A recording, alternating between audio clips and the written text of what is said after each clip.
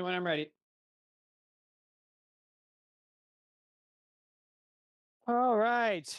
Welcome to Rfhl action. Week 7. We got a Christmas matchup for you. Team Red versus Team Green. The Storm Surge in green against the Fukushima face-off in red. 0-0 game here. Christmas match. It is a Christmas matchup. 0-0 game here. We got 11:50 left to go in the first, as both teams are kind of just getting their footing here, seeing how the game's going to end up going and getting used to each other. A little warm up here. We got Foes over here in the corner, passing it over to Shatterden. Takes it, throws it in front of the net. Furlano gets the rebound. It's kicked free. Chatterden blocked by Olaf. Shot by Foes here, right at the top of the three-point line. Foes has got it, guarded by Ramsey. Chatterden shoots it, saved by Kazmark. Dan tries the rebound, blocked by Blotz. Furlano with the long stick reach, gets it from Chatterden, looking for somebody to pass it to. Chatterden watches him, throws it in front. Ramsey tried for the putback, throws it back again. Brandon with the pad save. We got Foes taking it behind the net. Here, slowing it down. Looking for somebody to pass to. Pass over to Chatterden, watched by Kurt. Chatterden fires it on net just wide. Dan takes it around the back. Blotz carries it up, shoots it from midcourt, blocked by Chatterden. Blocked more or less, just it hit him, whichever we want to call it. Ramsey throws it across. Blotz picks it up. Watched by Dan. John takes it, fires. Blocked by Kazmark. Even game here. 10:20 left. Kazmark with a nice save. Ramsey clears it down to the other end. Foes chases it down. Chatterden goes for a sub. Allen comes on. We got Foes watched by Kurt from behind the net. Blocked by Kazmark, up and over. Still good. Fires on net. Foes takes it. Sidewar running across. Fires. Puck's loose right in the middle. Kazmark with the save. Allen with the good defense on Ramsey here. Right in front of me over here in the corner. Foes comes over. Post pick it up. Spins around looking for Allen. Takes it behind the net looking for Dan in front. Gets the puck there. Kurt.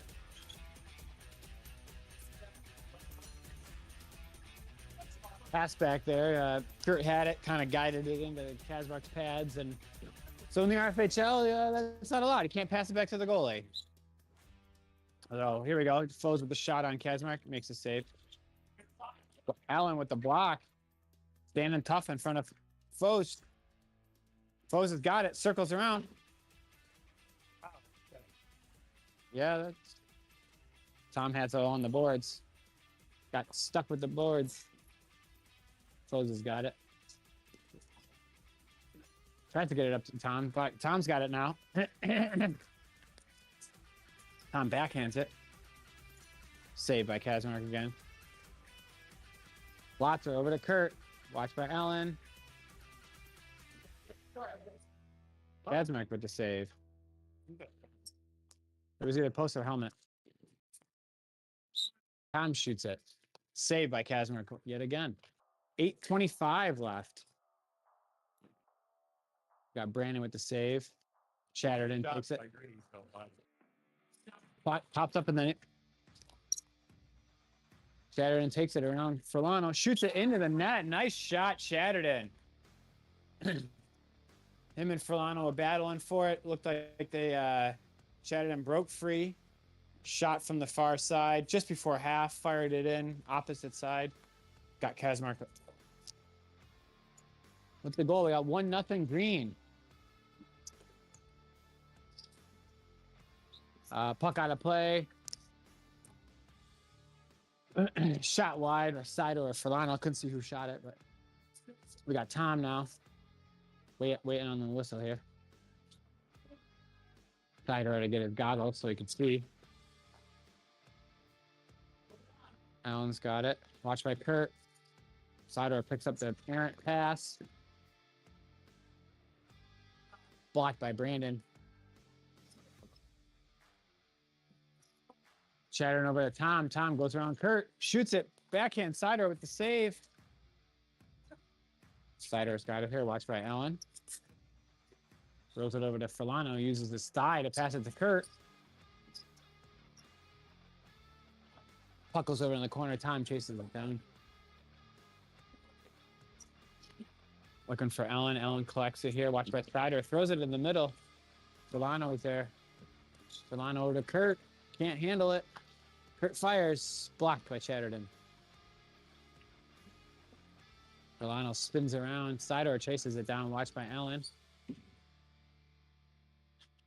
Ellen who doesn't back down from anybody. Battling with Sider here. Are you going to join me or am I just going to do it?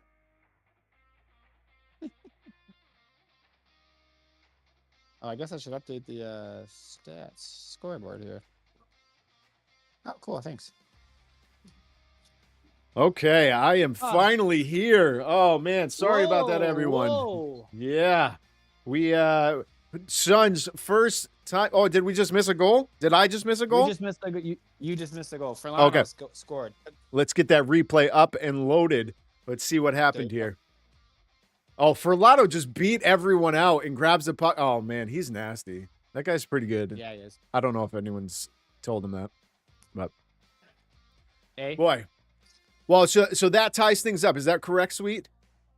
Correct. Yeah, we have a 5:30 left to go. 5:30 left to go in the first. 1-1. All right, It's been a pretty defensive battle. I think both teams were just trying to kind of get their bearings. It looked like then nobody was really making any runs. Nobody was taking any shots. Not that they weren't shooting, but just nobody was really doing anything wild and crazy. Just kind of getting used to each other here. Getting used to each other.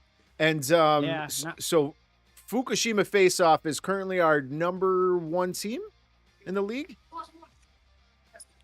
They're tied for first in points. Okay.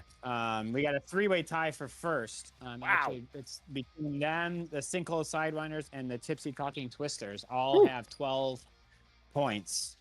I'd have to really dive in deeper to see if there's head-to-head matchups between the two. But right now, we have a 3-way tie for first. Sure, there will be. Wow. Yeah. What an exciting thing at going into week 7 of the season. Oh, going the opposite way, and it's man, I couldn't see who that was. Oh, that's Bose right there.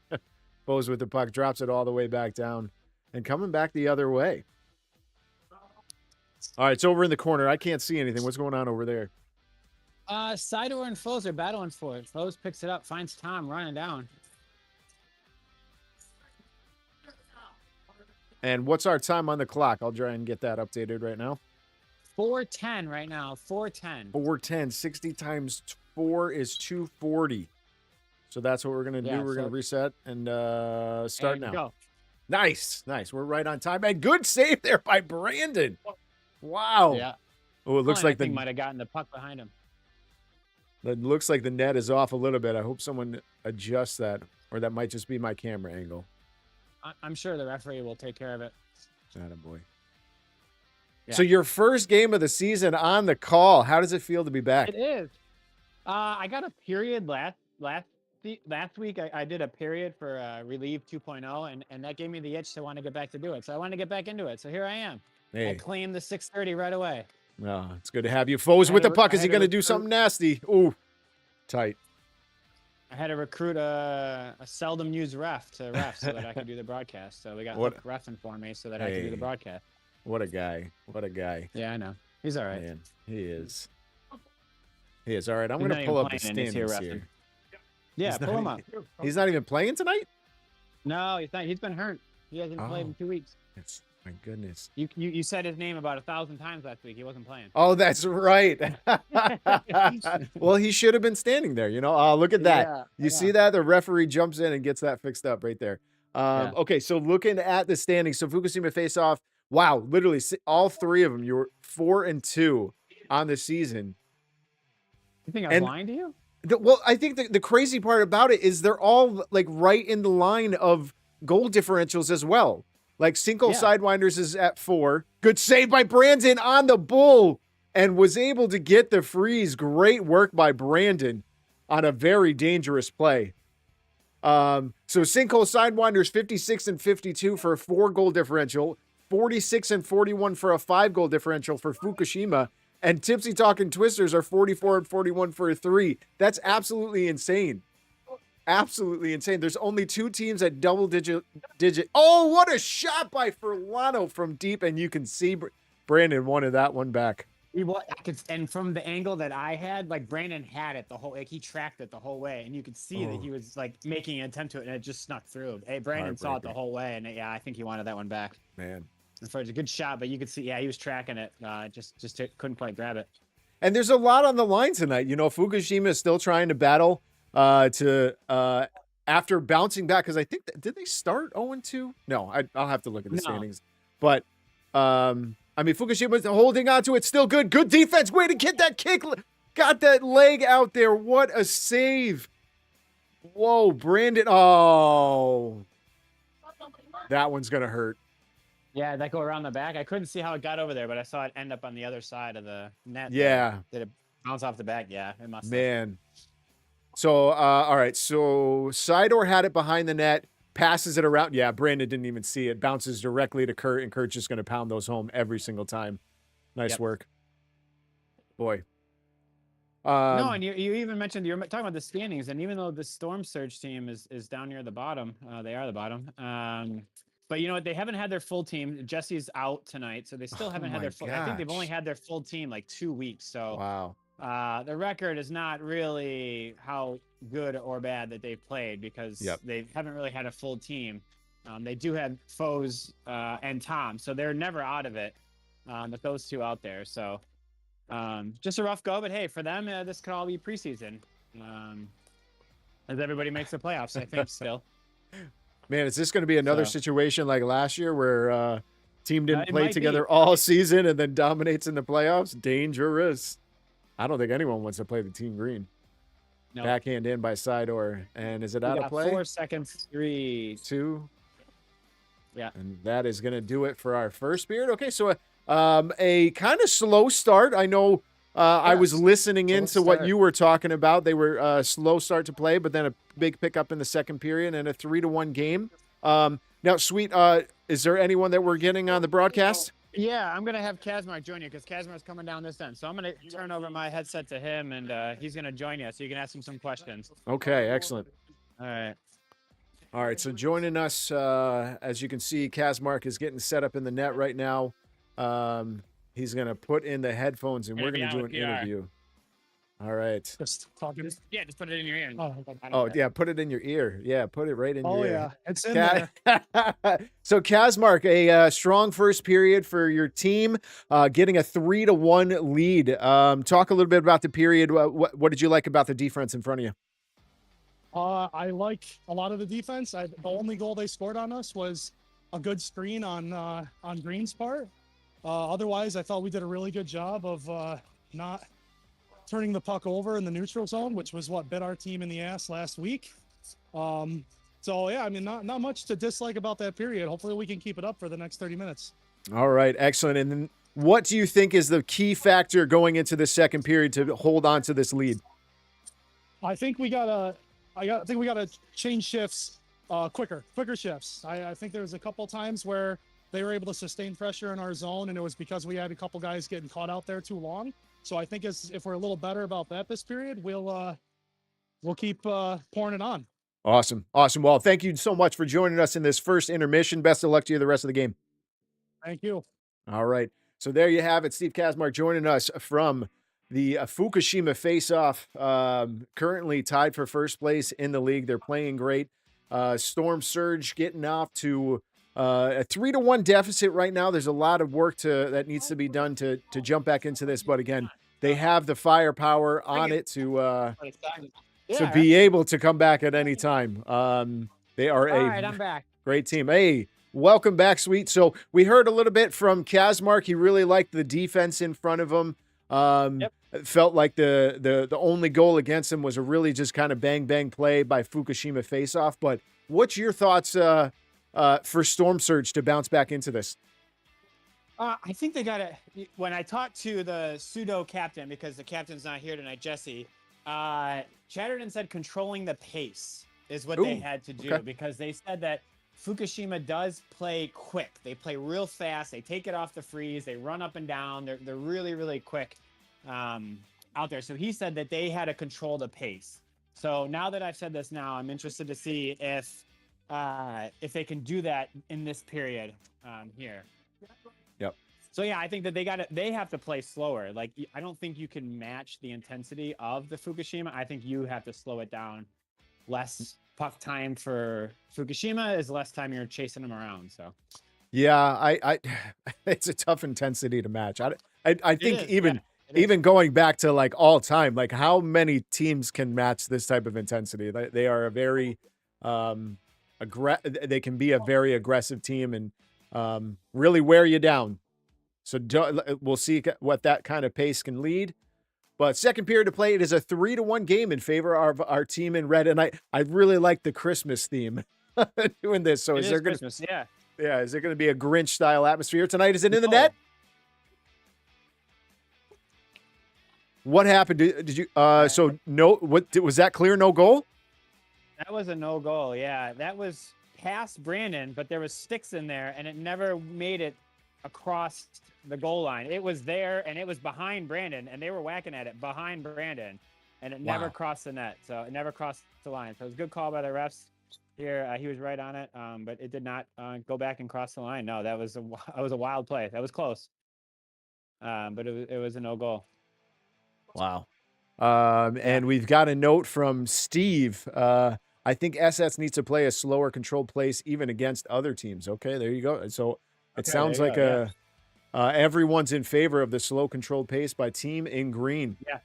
All right, have the puck over on the outside. I did talk to Kazmark before the game, and he mentioned that, and I don't know if he mentioned it when he was interviewing, I walked away, but he said we should not pass it in front of the net because last week I think the other team scored 5 times because they just passed it right in front of the net. Wow. So he said, hey, we should probably stop that. And I said, that's a good idea. That's probably a smart play. Probably a smart play. Oh, and it looks like he got the top corner, and that's going to get a 4-1 lead for the team in red. Fukushima faceoff. Let's check this replay. All right, so Furlano just gets it and just whips a shot top corner. Beautiful goal. Yeah, hold on a second. Yep. All right, so 4-1 game. And that's going to be, is that 5-1? Did that puck go in the net? It looks like it. Yeah, they're going to the faceoff mark. I turned away for 1 second. Let's see what happened here. Oh, just beat him deep. That is a dangerous man from the freeze. Taking it in. That's going to be a 5-1 lead now. I'm going to change that over. Fukushima faceoff showing why they want to be the #1 team. Oh, couple whacks at it, but Kazmark is right there to lock it down. I don't know what happened. It kicked me out. I'm back. Hey, welcome back. Welcome back. Welcome back. Adam Sander will tell you that you need to do it at a medium pace. Oh, man. Oh, look at that pass across, and what a shot. Nice work. All right. Red's got it all the way in the back, trying to get some movement there. It looks like the green is doing a man-to-man defense. Good pass at the back. They are moving the puck very well. You know, let's talk a little bit about the lineups here. So on Team Red, we have Mike Furlano getting the #1 overall pick. Steve Kazmark. Is that in the back of the net? It is. Yep. There was another goal. Yeah. Oh, Dr. K, who just arrived, he was in surgery. He was performing this surgery. Oh my God. And just got here and scores 2 goals in 2 minutes. And wow. Head back to surgery right afterwards. So not really. He's done. I'm pretty sure. That's I'm insane. confident. All right. 6-1. I highly doubt the patient's still on the operating table.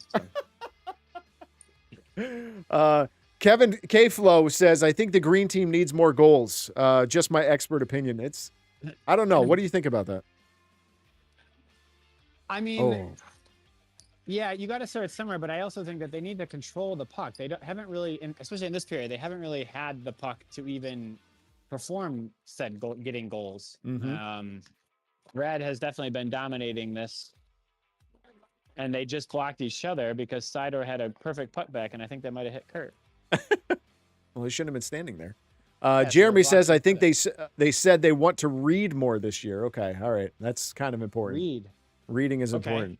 Yeah. Yeah, I would agree. I think reading is important. Yep. Reading is definitely going to help win RFHL games. Yes. It might get you a pizza, a personal pan pizza from Pizza Hut too. It's our new Do they still do RFHL that? reading portion. No, I don't think so. I wish they did. I'd read more books. Can we bring that back? Can we bring that back? If you score a hat trick, you get a free personal pan pizza. Green needs Like a to little consider. Green needs to consider reciprocal tariffs on these goals. Oh man, every one of theirs is worth 104%. 104%. Okay. Yep. Got it. Reading is now a Interesting. requirement of RFHL. I am screwed. Yep, man. Chat is chatting tonight. That is popping off. I like it. Look Yeah. at it. See what happens. We come back and they all know we're together and they want to just chat. There's just so much All love. right. So much Are you love. doing the scoreboard? Because I'm not. Yeah, I got it. 6-1. All right. And we got about 9 minutes left to go in the second. Yeah, we do. All right, nice. Cannonball Kurt with a whippersnapper. Oh, what a Tom had a shot by nice shot. Tom. That was beautiful. I couldn't see it hit some guy's screen, but Tom, a nice shot from the other 3-point line. Got it in. There's those goals that K-Flo was talking about. So far, he's doing all right. Yeah. Expert opinion. I can 6-2 now. Oh man, just beats Kazmark on the glove side. Had it just beat it just over the pad and underneath the glove. It's a dangerous hole, but one you can score a lot on. 6-2.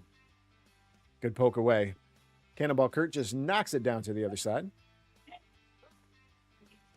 See what happens when I come back from Hawaii. People I participate. thought he was gonna save that. I Oh. thought Brandon had that. He was going down. His arm was coming up.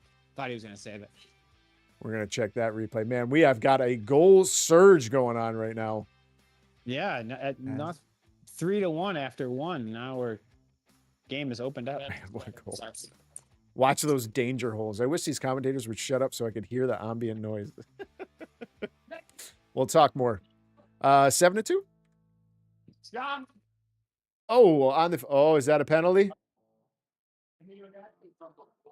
Are they calling it? Yeah. Oh, it looks like John is starting to fight. He said All right. before the game that he didn't want this to happen, and now here he is in the penalty box. He didn't want to get a penalty tonight. But he said, yeah, he said, I just wanted to make it out of there without getting a penalty, and here we are. So now he's joining me in here. So The back hole is probably the most dangerous, depending on what you've eaten for the day. 7-2 game, and we've got a power play for Fukushima face-off. Do you want to do an interview with John while you're in there? Beat him there. I'm too slow. John's talking to the ref about his play. Oh. Good work You're on by the broadcast. Foes, though, This here. is the penalty box interview here. No, he's trying to help his team. He's watching his guys. He's saying Oh, that boy. Furlano's quick. So I think it was born out of frustration. I did hook him, but I had no other choice there. there you go. You heard it here first. First time someone's ever admitted to committing a penalty when they're in their penalty box. Oh, the old hole we call Boner Jams Memorial Press Box. Oh, my gosh. Is that like Jocks Jams, but with boners? Yeah, that's what this is. This is the Boner Jams press box here. Puck goes out of play. Great work by Storm Surge, and that's going to bring the team back to full strength, killing the penalty kill. We do like the penalty box. We moved the penalty box over to this side. We do like it. Is it the same side for both teams? It's the side that you are defending. So like whatever side your bench is on, just the opposite across the way. Oh, okay. in All the right. doors. So like green would be where I am and right where Dan is standing, and then red would be where you walk in from. So Nice. we just try to switch it up. Yeah, you go over to the other side and then you're standing with the other team, and people didn't like that as much. So we send them across the way now. So now they can come over here and cool off because the doors are open. Constantly changing things up. It's beautiful. Beautiful work. Yeah. All right, let's talk about the 5:40. game. 5:40 left to go in this second period. A dominant performance by Fukushima Faceoff, currently with 4 goals in the period, and they're going the opposite way. Nope, slowing things back down. All right. Man, they got to start chipping away. I think we talk about this in basically every podcast when that gets good save by Brandon when things are starting to get a little bit out of control. Start with one and chip away, but you got to hold down the fort on defense.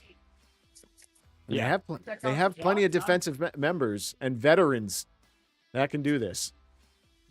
All right, puck is behind the net. Foes has got it. I think it makes it tough, though, when you're trying to possess it when you just have a guy on you at all times. That makes it tough to slow down because you kind of play frantic because you are frantic because you're trying to score. And so. Yeah, here scoring is important. It's been a long time since I've been in the league, so I'm not sure.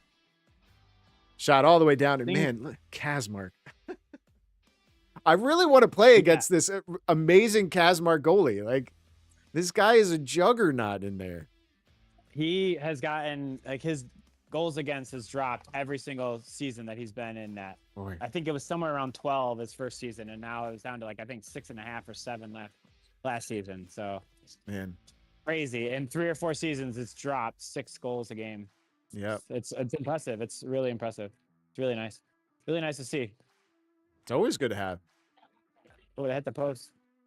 Oh, what are they saying? He's calling for it.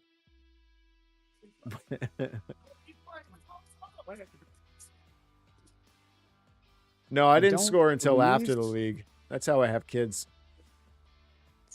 I don't believe that was necessarily in. I have padding on the inside that if it pings, it should be on the outside. If it's a thud, it's on the inside. That was a ping, so that's my basis.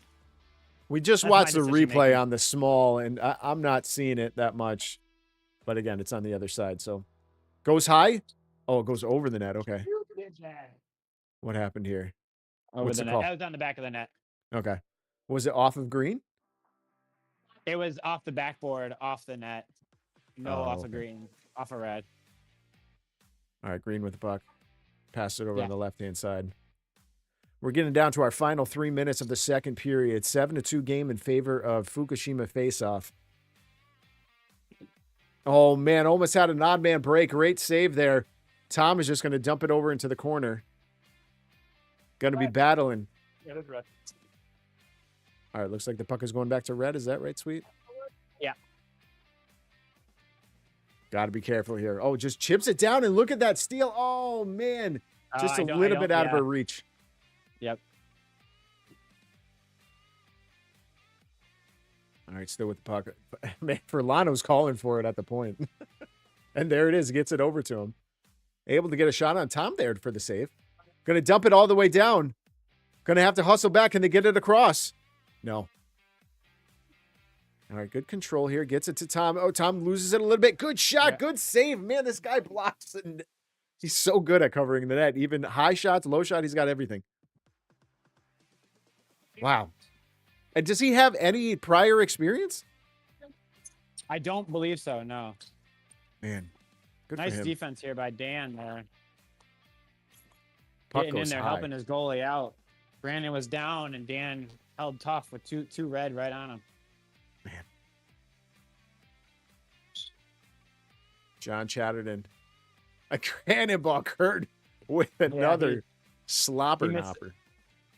Well, he didn't hit the puck, so he laughed about it because he missed the puck. He swung, laughed, and then continued with it. Yeah. Oh, I missed that. But I think it's okay to mention that he did not make contact with the puck that time because he laughed. Man, Foes really wanted the breakaway there. Yeah, he did. I could tell. A minute 23 left here. All right, we are about 10 seconds ahead. John is right there. John goes short shot, shoots it wide, and goes out of play. Oh, man. They were hoping for a good setup. Tom was down low for a possible opportunity. Good poke check. Okay. Just going to whip the shot down. And a good block, man. Difficult to get past that. Defensive dentist. The double D's. Does he have a nickname yet? Dr. K? Oh, that'll do it. We've gotten away from the nicknames. We got a few. We're bringing them back. We're bringing them back. They haven't stuck as much as they have in other seasons, but we got them back. Right. We're working on it. Oh, Foes with the one-timer. The puck goes high, and it's behind the net. Chatterton now with it. Have two teams. Gets a shot on that. Couldn't get it clean. Furlano now with it over on the right-hand side, trying to find some opportunities. Whips it across. Oh, my gosh. Another just quick slap shot. They're not listening to Chat or Sweet's recommendation of just slowing things down. They're trying to whip as many shots as they can at net. Whew. It seems like goals are down this season. Is that right? They are, yeah. Yeah, they are. They have been for the past couple seasons. They've been. Good save. Oh, Horn. All right, that's the end of 2. End of 2 periods of play, and we have a 7-2 lead for Fukushima face-off in Week 7, Spring 2025. Yeah. Wow. We're going to have Brandon here is going to join you, I think, if he still wants to. Okay. All right, so Brandon is going to set up. Here. Yep. Oh, God, what am I doing? Okay. Yep. All right, he's getting... Yep. Okay. Go ahead and get oh, put it in. I don't know if you were asking. No, he's going to ask you. Okay. Sorry. Hey, what's going on, Brandon? How you doing tonight? I'm a little tired. I don't doubt it. I don't doubt it. So 7-2 games so far right now. We've got 1 period left to play. What do you think your team needs to do to turn things around going into this 3rd period? I think we need to match their grittiness and their tenacity. That's the whole 2nd period. It seems like there's a far cry from how we played in the first. We need to match up with them. They need to stop getting so many chances on the 2nd and 3rd shot. But we're right there. Kaz is playing a heck of a game. Yes, he is. That was going to be my next question is this man on the other side. It seems like he just covers so much of the net. He's blocking high, blocking low. What does your team need to do offensively to break him down? Really, the way he's playing, I'm not sure if we can or not. We just got to keep shooting. We've had some open looks and we're missing the nets by inches. So just keep shooting. Hopefully we'll find 2 or 3 quick ones and get ourselves back in this game. Awesome. Well, thank you so much for joining us here. Good luck in the 3rd period. Thank you. Sweet. All right. So you just heard it from Brandon Sizon for goaltender for Storm Surge, trying to keep the aggressiveness on Fukushima faceoff and, more importantly, get more shots on the net. No disrespect to Kaz, but as a goalie, I'm so jealous of games like these. Surge hasn't gotten a solid shot on him in 15 minutes. It's very true. That red team is just so much tenacity. Sweet, did you hear the comment by Alex? No, what was the comment? Comment was talking about, as a goalie, he's so jealous in games like these because Surge hasn't gotten a solid shot on Kazmark in about 15 minutes. But he's made the saves when he needs to. Very true, Alex. Yeah, they haven't really had too many open looks, but that's what Fukushima does. That's why they're on you. So even if they aren't maybe blocking the shot or playing defense necessarily, they're coming on you. Constantly all night long. I'm hearing, he's on you. So yeah, there have not been a lot of clean looks for Storm Surge. Yep. Yeah, a game when you have John Foes on your team and you only have 2 on net. It's going to be surprising no matter who is the opponent, but they're just doing everything from defense to goaltending and then putting the score on the board as well. 7-2 game. Go to the other side. Oh, did that sneak in? I will say this: if it kept rolling, it might have hit Kazmark's foot and rolled backwards in because his foot was outside of the net, and I think it might have kicked it in, but it did hit the net. So, yeah. All right. Well, we've got 14. We are just at the start of the 3rd period, Spring 2025 week set. Did that go in? The shot goes in. Yeah, it did. What? Yeah. It looked like he just floated that one up there. We got 2 real whistles in this game. Say what? All right. 2 real whistles. Oh, okay. Good save. Chatterton gets it. A real whistle guy too. We just We're starting our own club. Oh, Okay. just beats him underneath the stick. Is that what he was? Yeah. Okay. Wow. Okay. 7-3 game here. Yeah, Sturge is going to need another 1 or 2 here and then really close the gap. So we'll see what happens. Well, that was Brandon was talking about. He said, get more Yeah. pucks on net. And maybe that's the situation is, maybe tire Steve out a little bit more. If you get an open line, whip a shot at net. Yeah. But you got to lock down that defense too. You can't let them have another 3 or 4 goal period. At most, you're probably looking at 1 to 2. The way Steve and the defense is playing tonight, get a shot on net. Good shot. Oh, that went through Steve. Yep.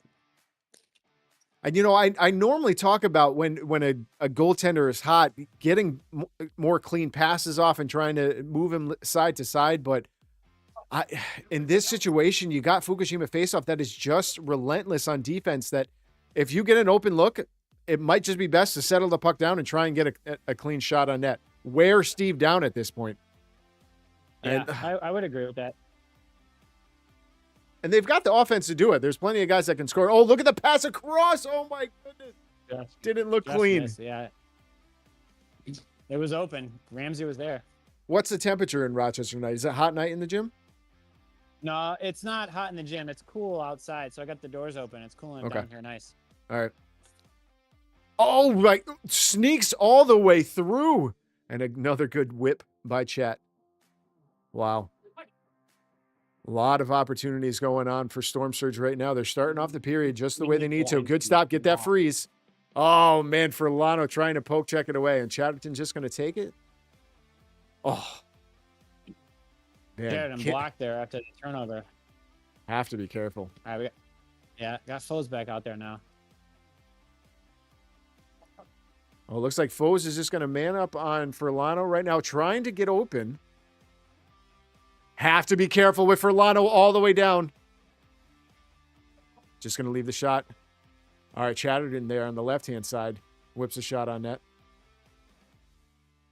It did snow yesterday. Yeah, there's a fresh coat on the mountains here. I'm sick of it. It's springtime.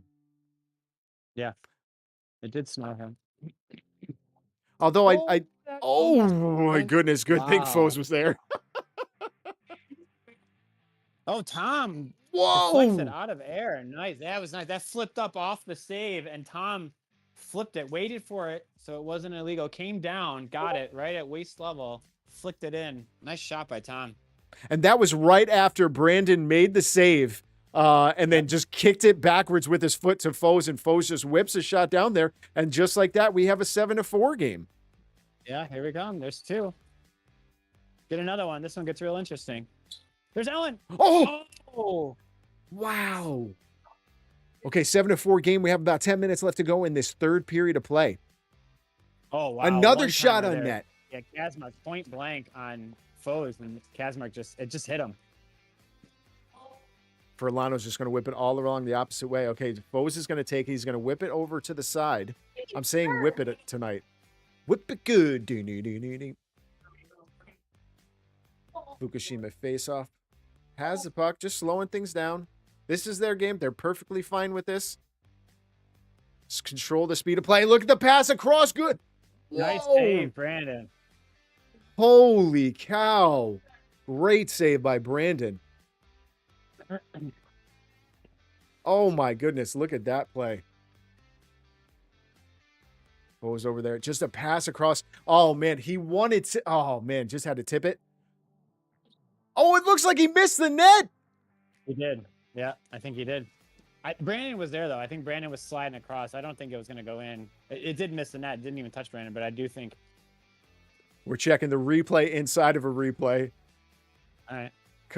Oh, man, just had the breakaway. No, he had him read. Furlano would have had to whip it very high. He read the whole way. Yeah. Nice work by Brandon. Yeah.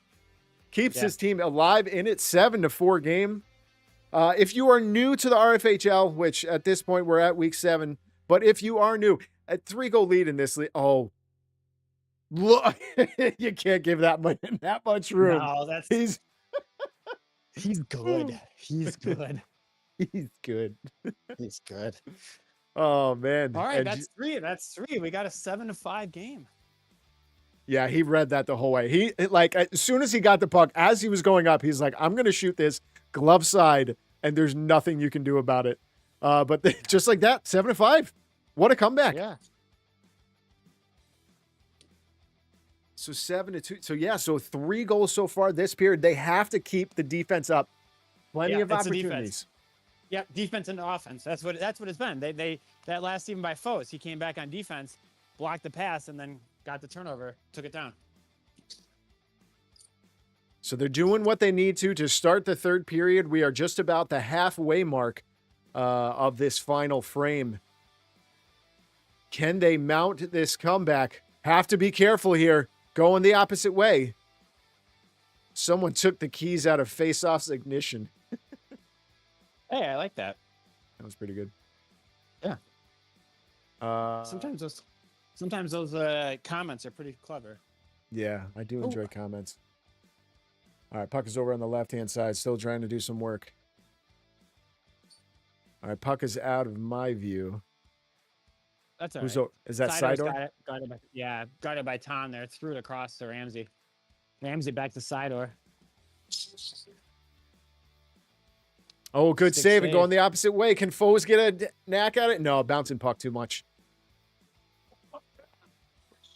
Dan with the follow. Is it in? It is, yeah. Dan with the follow. God. Foes had it. Foes shot it right there, and then Dan was just waiting far post there. Rebound went right to Dan, and he lifted it up, went over Kazmark's pad. Man, and you were so close to saying it directly in the replay. Nice work. 7-6 game. Yeah, tightened up here. It's been a long time. Period, then 4. Yeah, that's for this period. It was a 7-2 game to start, and they're holding things down. Now, Fukushima's losses, if I remember correctly, happened because of the third period. So I'm wondering if that's a trend that because they play so hard throughout, are they just losing out in this third period where that maybe they're just losing out on their energy, or Sturm Surges might be figuring things out, putting a lot of shots possible, on net. Yeah. I think it's a shot. I think it's a possession. This period is playing defense and offense is what.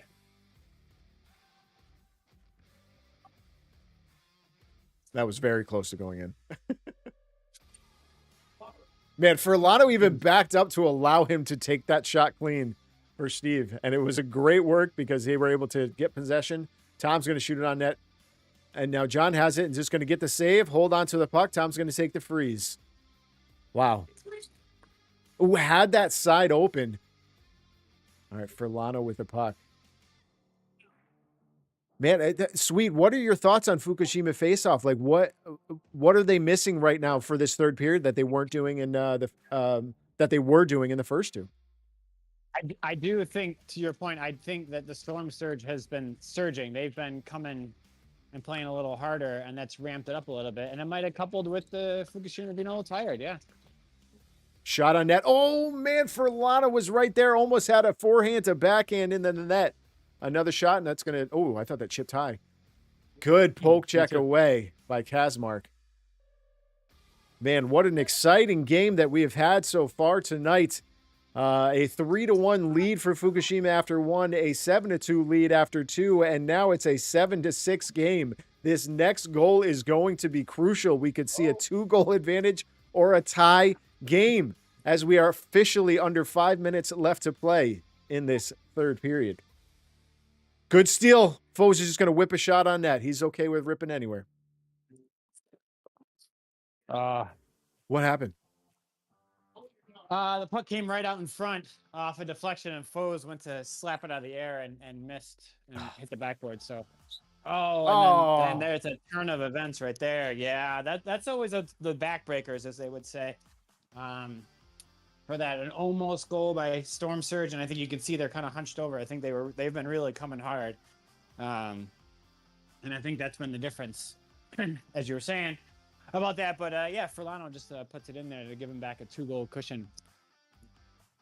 All right, it is an 8-6 game now. We are under 4 minutes left to play in this. Oh, that was an interesting shot. It almost went in, yeah. I thought he was just kind of passing it to the side. So did I. Wow. It was a lot closer than I thought it was going to be.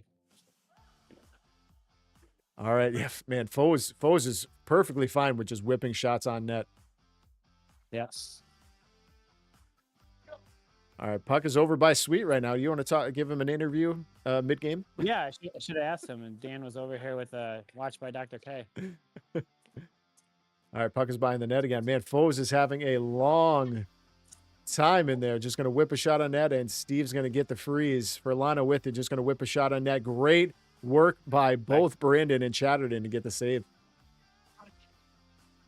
Oh, gets a pass across Chatterton. Yeah, it was a good pass across. Dan couldn't handle it, but that was a good pass, yeah. Rolls all the way to the back. Shot on net. Oh, dangerous play here. Good work by Chatterton to get behind Brandon just in case. All right, Furlano rushing out. Gets a pass across. Couldn't get the backhand, though. Man, it seems like they are getting that second wind and getting some more pushes and control. Furlano with a lot of opportunities. Great work by both. Is it in? Oh. No, it went wide. I saw the backhand, and it looked like Steve was a little bit out of position, but just not enough. I got 2:20 on my clock. What's the official timer? 2:25, but we stopped it for a second, so okay, you're all right. So we're a little bit ahead here. Just as a note for the clock, this is, oh man, lots of good battle in front of the net. Furlano. How did that go in? I don't know. It hit Brandon. The shot came and Brandon was there and it hit him and it squeaked in. I don't even know what it didn't hit or. Yeah, it went right off of Brandon. Pulling up the large. All right. So Brandon's down. And it almost like trickles in somehow. The guy was covering the entire bottom. That's wild. Wild. So that is going to be a 6-9. Nice game. Nice. All right, we are getting down to the final minutes. The surge might have surged too soon here. Yeah, Fukushima did not want to suffer a third period comeback. A third period surge, yeah. Yeah, 6-9. Just over a minute left to go in this third period. Tom's got it. Do they have anything left in the tank? They are going to need to get some points on the board. Quick. Ellen's got it. She shoots on. Puck's going to go behind the net. At this point, I feel like Fukushima is just going to be perfectly fine to hold on to the puck and just dump things down. Yep, Sidor's going to do just that. Has it along the side. Still with control. Gets it. Can Tom get a clean shot on net? No. Puck is still behind. Going to dump it all the way down. Oh, man, just loses it, though. Could have gotten a backhand on. We are under a minute left to go. Yep. Dr. K with it. Over to Sweet's area. Just going to be a shot on net. Puck goes behind. Chatterton rushing over to it, but Dr. K is going to be there, too. Trying to put a few more on the board to get to that double-digit mark. Again, our timing is going to be different. Brandon with the save. Does he have it? Yes, he does. Good job. Yeah, he saved it. Yep. All right, puck is over on the right-hand side. Sidor with it. All right, there's probably about 10 to 15 seconds left to go in the period. Gets a backhand in. Good save. Oh, no, goes over the left-hand side. Chatterton with it. Can he get another one on the board for his team? Oh, rebounds. Came down, yeah, right. It was almost like a pass right to Ellen, but she shot it back into Catherine. And it looks like they're just going to dump it down the side. Yeah, it seems like. Is that it? Pretty good comeback, though. I mean, all things good.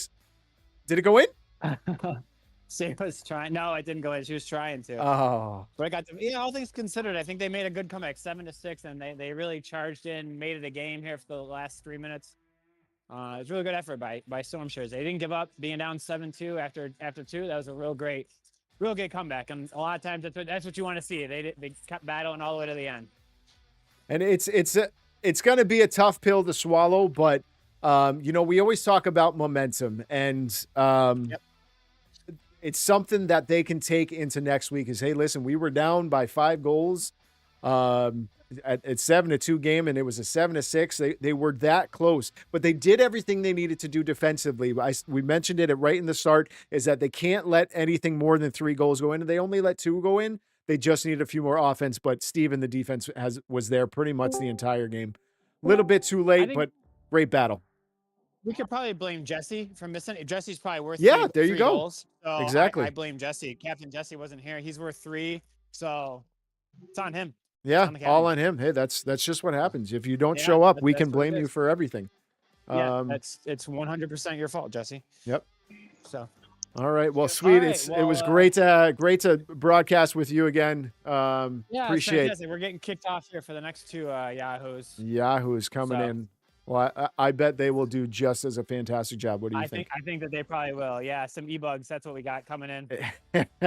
All right, so we've got Bretsky. Bretsky's got to unmute his is Bretsky 2.0? Can you hear me? Yeah. I'm Okay. standing right next to Brett, so if you need me to slap him or something, I could do that too. Okay. All right. Well, it looks like you guys are ready to go. So I can pass it over to you guys for the 7:30 matchup, Tsunami Tactician and Le Treblement. You guys have fun.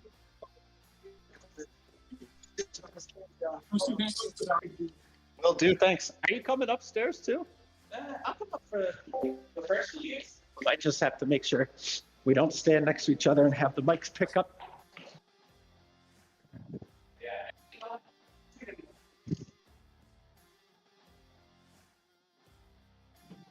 Okay. Just double checking to make sure I am back in range here. Good evening, everybody.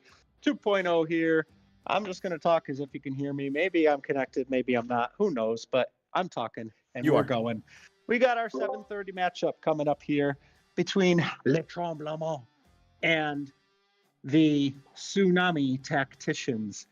It was an exciting first game there. I got to catch some of the broadcast on my drive in, and then I got to catch the rest of the game while I was here. And it was good to see Storm Surge pull back real tight in that one. Unfortunately, just not able to hang on to the Fukushima scoring. But Brett, are you back with me yet? Looks like you're muted. Make sure you unmute inside. There you are. I'm over here. All right. Yeah, I got you. Just trying to do my etiquette on the phone call. There you go. So I'm excited for this matchup here. I'm excited to see what this comes down to because we've got a high horsepower scoring team from Tsunami, and we have I think a very defensive team, a surprisingly defensive team in Le Tremblement, especially with Mark in net too. That's always a good combo. But when we played them last, they played very tight defense against us, and I think that is the style they might be going for, knowing that a 7, 8, 9 goal game from their offense is usually enough with a goalie like Mark in net. And I could say the same about you for your team. Having a goalie like you in that level of offense is usually enough. But what do you think about this matchup between these two teams? I was going to say, you're trying to sweet talk me before our game already? I'm not going to let you score just because you're sweet talking me. No, I mean, not too much different to say, I guess. I mean, Mark in that, you get to, I mean, some days you get to 5, that's good enough. But gritty team all around them. I feel like this is going to be an interesting matchup. Like kind of two different styles, I guess. See kind of what wins out of me. I think that it's going to be interesting because I think the key to win for each of these teams is to play the style they don't normally play. And what I mean by that is I think in order for Tsunami to win this game, they're going to play a more defensive focused game in order to win and in order to kind of stick with the way Mark and that purple defense plays. And then I think for Le Tremblement, they're going to have to focus a little bit more on their offense and trying to find goals as quickly as they can instead of trying to keep up with Tsunami playing their normal amount of offense. I think they're going to have to play a more offensive game than they normally do against Tsunami. It's a little bit of an opposite of what they normally play, at least in terms of their style. But I don't know. What do I know, right? I will bring out a good point that I just thought of that probably no one else besides me and you and the fellow goalies are going to care about, but you have to factor in Tim's goalie gear slut factor over here? How is that going to have an impact at the game? I mean, he's looking good. Yeah. That's got to be at I'm least. glad you're bringing that up. Yeah, it's got to be at least minus 3 or 4 goals, just that alone. It's, if you don't know, one of the most important aspects to playing in net is to make sure you look fantastic. And when I say look fantastic, I mean matching gear, get a good vibe going, make sure you look comfortable, look really, really slick. And you're right, Tim's gear, he's got that red and black going. I like the old Eagle leg pads I think he's got going, but he's also got a new mask tonight. Yeah, that's what brought it up for me. I was like, oh, that mask is looking good, glistening in the neon lights over here. Yeah, he's got a shiny mask over there. I'm a big fan. I'm also a big fan. Hey, but overall, okay, I'm not calling us the pioneers for goalie gear slutdom here, but I am going to say that the goalie jersey game this season has really stepped up. Have you noticed that? Yeah, it's making me feel bad about myself. I'm not gonna lie. I've just been showing up with the ice hockey ones, which don't get me wrong, are great, but a couple of years old at this point. So hey, yeah, but it also I gotta step up. Your team, right? Your team is black, your jersey's black. But I'm looking at Tim. He's got a Shoresy jersey on that's the same color as his team. I saw Alex and Packard both have jerseys that have custom logos for their team this season with their team names on them and everything. I mean, it's game has stepped up. Game recognized game, right? Yeah, I mean, love it. All right, we are underway here in the first period. The puck has been dropped. Tsunami has come out firing early on. And the puck goes into the corner here with Paul taking the recovery, Glenn recovering, throwing it across to his teammate who dumps it in. And we have a setup by the Tremblement. Oh, puck comes out in front of the net there, but rookie Jake is able to take it away. He fires it on net, but it's high and wide to the right.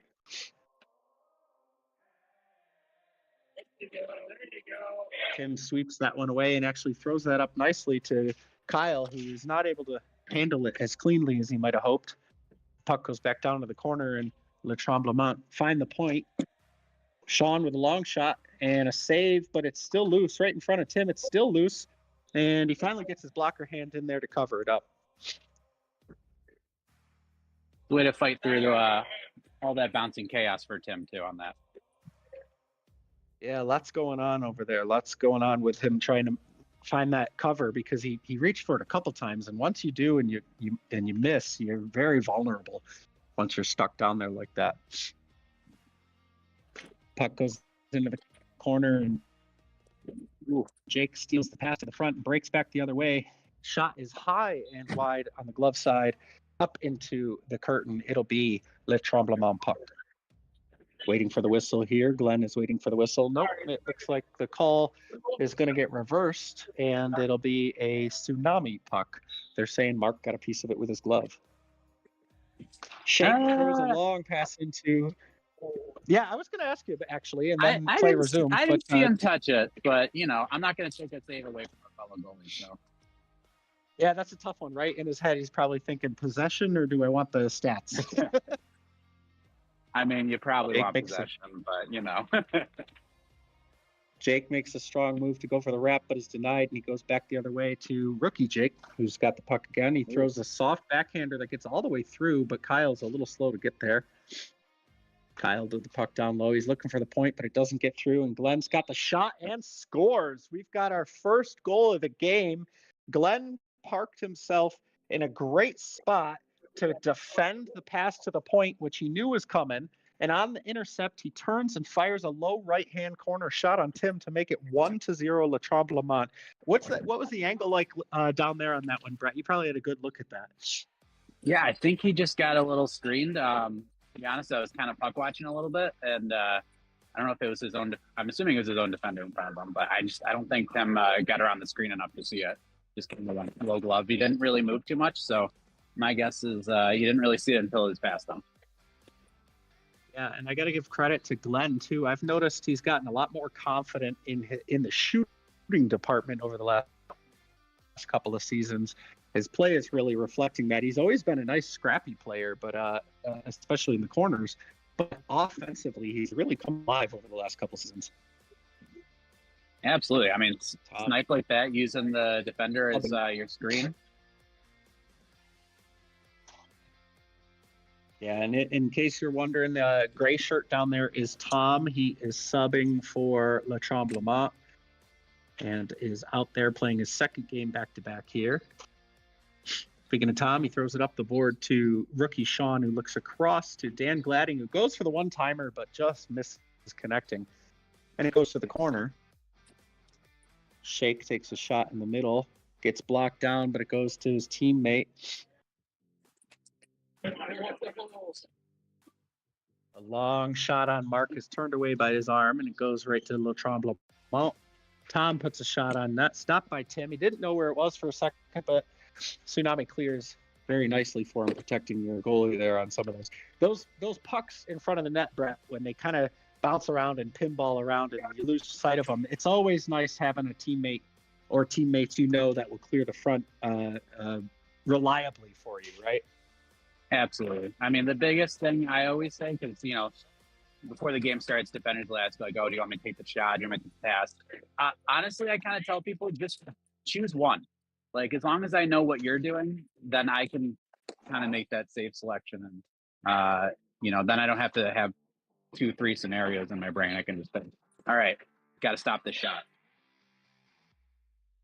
Yeah, I've a lot of times when I'm on the call for these games, when I'm talking about goalies, I mention a rhythm, getting into a rhythm. And sometimes that rhythm is not a specific preference, but it's just as long as it's the same thing each time.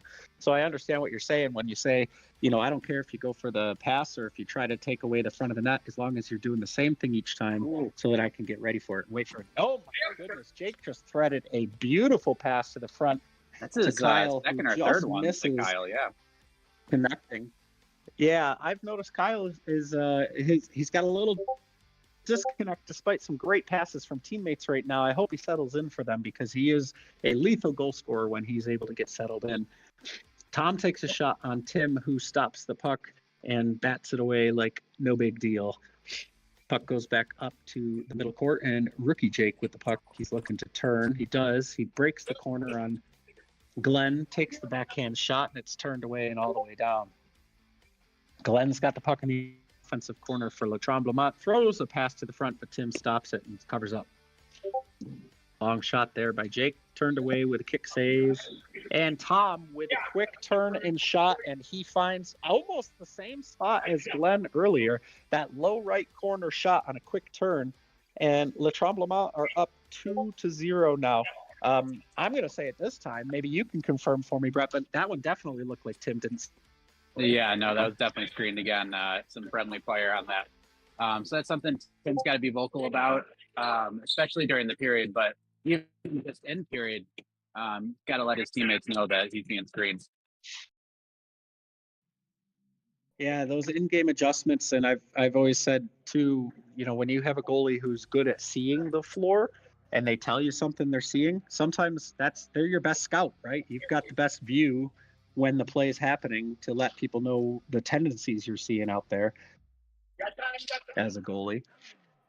Yeah, absolutely. Some of the ones that always, I think, what are some of the ones that, Brett, when you see them and really want to be careful or you're looking out for and letting people know that are happening? I mean, obviously those guys backdoor, that kind of speaks to my point earlier. I don't want to be thinking about two things at the same time. Honestly, just communication in general, letting everyone know where guys are, making sure everyone's got their shape. No one's kind of getting a wide open shot on you. But again, too, back to like, hey, you've got the shot, you've got the pass. And I think Tim's just got to be a little more vocal about that. Jake makes a nifty move to get around Glenn and finally get the shot off. Looks like Mark got a piece of it, but didn't quite see it as cleanly as he has been all game. Rookie Jake in the corner for Tsunami, looking to get things set up. They're looking for their first goal of the period. 6 minutes and 50 seconds left in the first period. Jake goes up to Jake at the point, makes a nice move around Glenn, does get the shot off, and Mark has it under the arm. He just got that by the elbow there. Yeah, that almost snuck through. And nothing you can do about that one. There it is, right on cue. Yes. That puck squirted right into the middle of the court, and Jake was able to corral kind of a 50-50 puck, take a good step forward, pick his eyes up, pick his spot, and he snipes one home past Mark to make it 2-1. Le Tremblement is still in the lead. But yeah, Jake is obviously I keep calling him Rookie Jake. He doesn't have a nickname just yet, but he come in and he's definitely made a name for himself as a scorer, Brett. I don't know if you've heard the same out of your teammates, but definitely on our team we talked about making sure that he is covered because he likes to shoot. Yeah, this is actually the first time I'm seeing them play. Impressed so far, to say the least. And yeah, that was a lethal shot. But speaking of lethal shots, I'm not sure really where that snuck in. I don't know if it snuck in short side or if it went 5-hole. But Jake's just got such a sneaky release that he's able to kind of wrap it around and snap it. Yes, I've got a nice view up here in the Owner Jam's Memorial Press Box, and it looked like he went for like a fake wraparound and then took another step and then actually went for the wraparound after faking his defender and just stuffed that right between Mark's feet. He kind of froze Mark a little bit on the post in the stand-up position. So we've got a 2-2 game with 5 minutes left in the first. Puck comes all the way up to Dan Gladding at the point. He takes a shot, but it's blocked. Shane is down in the corner now for Tsunami with the puck. Covered by Shane, ironically. He also tries to go for that nifty little, So the puck, he went the wraparound as well, but the puck on the deflection squirted right out to his teammate Shake, who took a kind of an accidental flip shot on Mark, but he was able to get his glove up and make that safe top corner. But that puck was like a change up in baseball there for a second. Yeah, I mean, no windmill, so I can't give full props to it, but that was a nice save to stay with it. Yeah, I don't know if I've ever even seen Mark do a windmill. No, I don't think so either. He's awful. He's awful. I will say maybe one of the most humble goalies you'll ever play against. Oh yeah, for sure. Speaking of, he turns that one away off the back wall. Puck went wide first, came right back out to the front, but he wisely moved that away with a stick. Rob Anders with a nifty pass up the wall to Kyle, who goes across to Jake. Jake looking to do his signature turn and shoot. He does. This one goes high and wide to the right, and eventually Mark finally pins it against the post for the cover-up. Now Sean with the puck, rookie Sean here, throws it forward to his teammate Tom, who goes right back to Sean on the cut. The puck squirts out to Dan Gladding across, but it's bouncing, and he does not get all of it on the chance. Might have had Tim beat there if he was able to connect on the one-timer, but that puck was flipping on him. Shot goes wide into the corner, and Kyle comes in and takes it for Tsunami. Goes up to Anders, who puts a shot on net, but it's turned away by Mark. So far, a closer game than I thought, but also Brett feels a little more controlled than I was expecting. I was expecting a little bit more of a kind of a fast-paced but looser style, but seems like both teams really want to focus on setting up a play and getting the pass in before shooting. Are you seeing the same thing? It feels like a pretty classic first period, just try and feel out the other team. Seems like just no one really wants to make the mistake that leads to a goal the other way. But yeah, no, I was kind of expecting a little more fast-paced too, and it's pretty. And that one gets in there.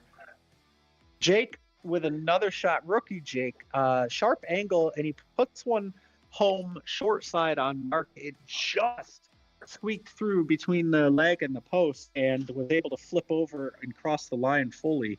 You probably saw it on the camera really well at home, but that was a good goal. It is 3-2 with 2 minutes left first. And that's those are tough on the post like that, right? Yeah, I will say, and I'll only say this because I know I'm pretty sure Mark will agree with me, is I think that's probably one he wants back. Big save back the other way by Tim there. He was laying down pretty exposed and was still able to get the cover up.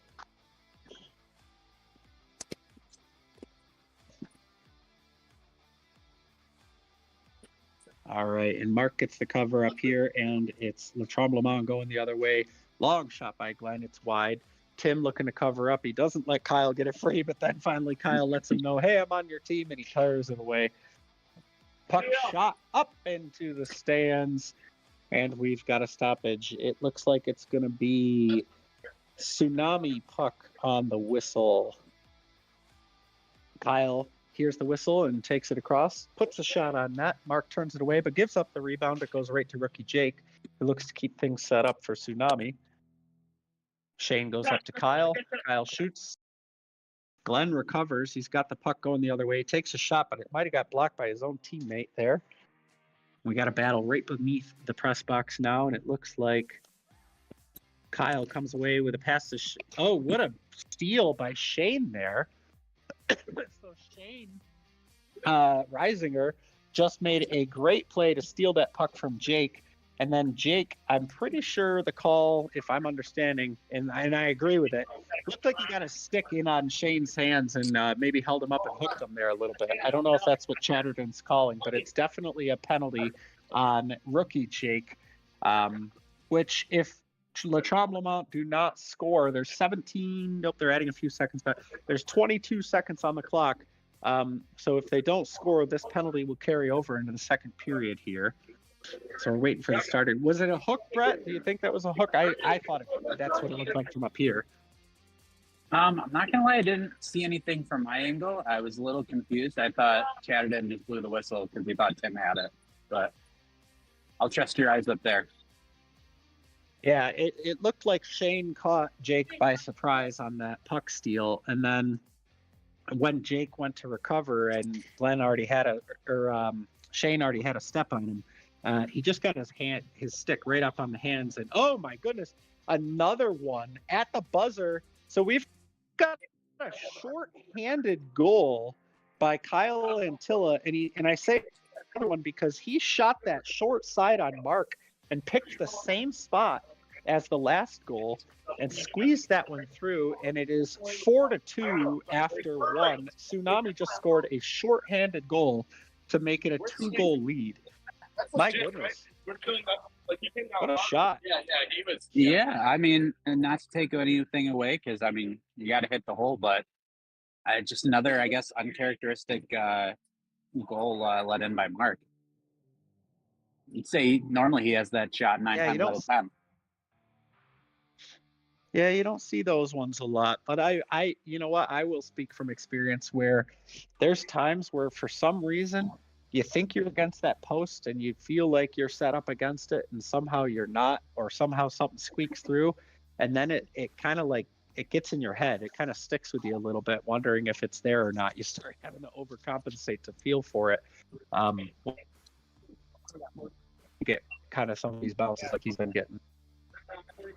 Yeah, but Mark's not really a super heady goalie, though, so I feel like he's going to kind of clean that up for this next period. But, yeah, just back-to-back, a little surprised, I guess, that Mark didn't make the adjustment. But so it's 4-2 after the first period. I feel like both teams played a little bit like we were talking about, where they settled into roles they don't normally they're not the roles they're normally seen as for their teams.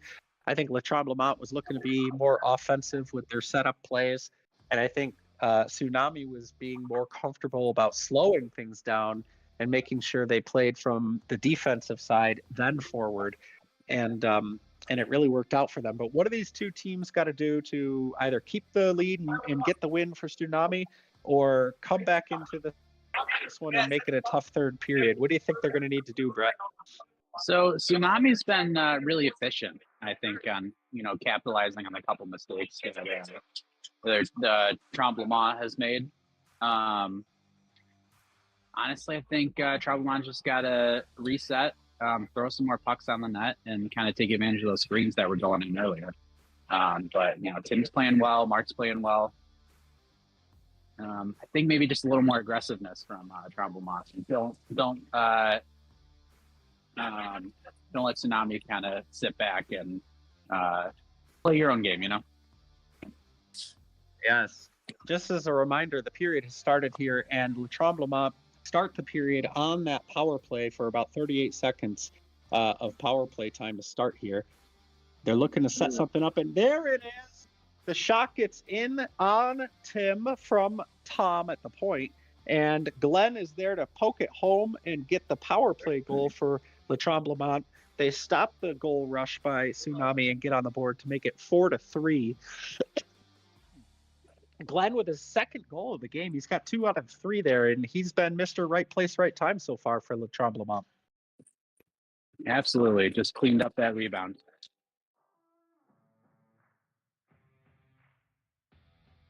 Looking to keep things going. Sean throws a pass all the way down, but it's intercepted. Pass forward to Jake. Quick shot, but he misses.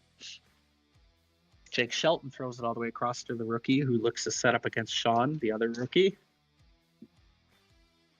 Rob's shot at the point gets blocked by Tom. It goes to the corner. He recovers. Tom is still playing contain on Anders. Anders gets the shot in this time. Mark looks to cover, but Jake is able to poke it away and get to the corner quickly. He's still looking for reinforcements driving the net. It's not there, but he still has that puck. He throws one in, but Mark is up to the task, keeps those legs down, and makes the save. Shot goes in for Le Tremblement. It goes off the wall. It's still alive. It's still playing. Sean's got it now on the defensive point. Throws it up to Glenn, but it's intercepted by Jake. Glenn looks to make the steal back the other way, and he does for a second, but then Jake comes away with it and throws it up to the corner for his teammate. Goes back to the point to Rob Anders. Anders throws one up to Jake, who kicks it, but it goes right back to him. Excuse me. This time, rookie Sean comes away there. He looks to the point, but no one there. Puck is in the corner now. Jake Shelton looking up to Anders at the point. Anders' long shot. It's loose. It's still in front of Mark, and now the whistle blows for the cover-up. Rookie Sean gets a chance here. Tim is down on it. The puck is still loose, but the whistle goes. It was loose from where I was standing. I could see it, but I could understand the referee thinking that got covered up there. So not going to complain about that one. Brett, I know you probably feel the same way. Sometimes you don't mind when that whistle goes a little quick there. Yeah, I mean, mostly a protection thing, obviously, but, not going to complain too much if I get an inadvertent whistle. I certainly don't complain about it, and I agree it's a good idea to look at it from a protection standpoint because this league is tough on goalies. I will say that as well. And while we were talking, Le Tremblement get another goal and tie it up. I didn't get a chance to see who took that shot, but it is a 4-4 game. Brett, did you see who scored that one? I missed the initial shot, but Tom Manero came in and just slammed it home off the rebound. So that's 2 kind of gritty rebound goals back to back. I got to say, Tom might be the super sub of the season because he subbed against us last week too. And I made the joke with him. I said, Tom, you got to play like that for your own team, man, because he was lights out against us. He smiled. He's a good sport, and he took the joke in stride. But boy, it was funny because I told him, I said, you're playing back to back, and you just lit us up for like a handful of great plays, like really great plays. And that puck is loose and it's in the net. It does get in there. I could see it from up here. It was a great call by the referees to call that still loose. And it looked like rookie Jake was the one to finally poke that home for Tsunami, who they themselves now have stopped the goal run by Le Tremblement, and it is now 5-4 with just under 11 to play. I don't know if you could see that as cleanly as I could this whole way from down there, Brett, but up here I could see that was loose, and I love that the referees were on top of that one. Oh yeah, I could see it right in between Mark's foot. I think if he had stepped 3 inches to his right, he would have covered it. But yeah, like you said, good to let the play go on. We were just talking about quick whistles, and it's also good to see referees know and get good view angles there. Again, all the referees in this league, if you don't know, are volunteers. They're our own players who will ref games after or before they play their own games. And And it's a good group of people who have learned over time the nuances of this league, and they do a good job with it. Off the freeze by Tim. Tsunami take a couple of shots that go just wide. Kurt is behind the net looking to straighten things out. He doesn't realize play's coming at him. Kurt, get out of there. Get out of there. Oh, my goodness. It rolls across the crease. The puck just rolled entirely down the goal line without ever crossing that goal line. All while Kurt's in danger behind the net. He's just back there fixing something.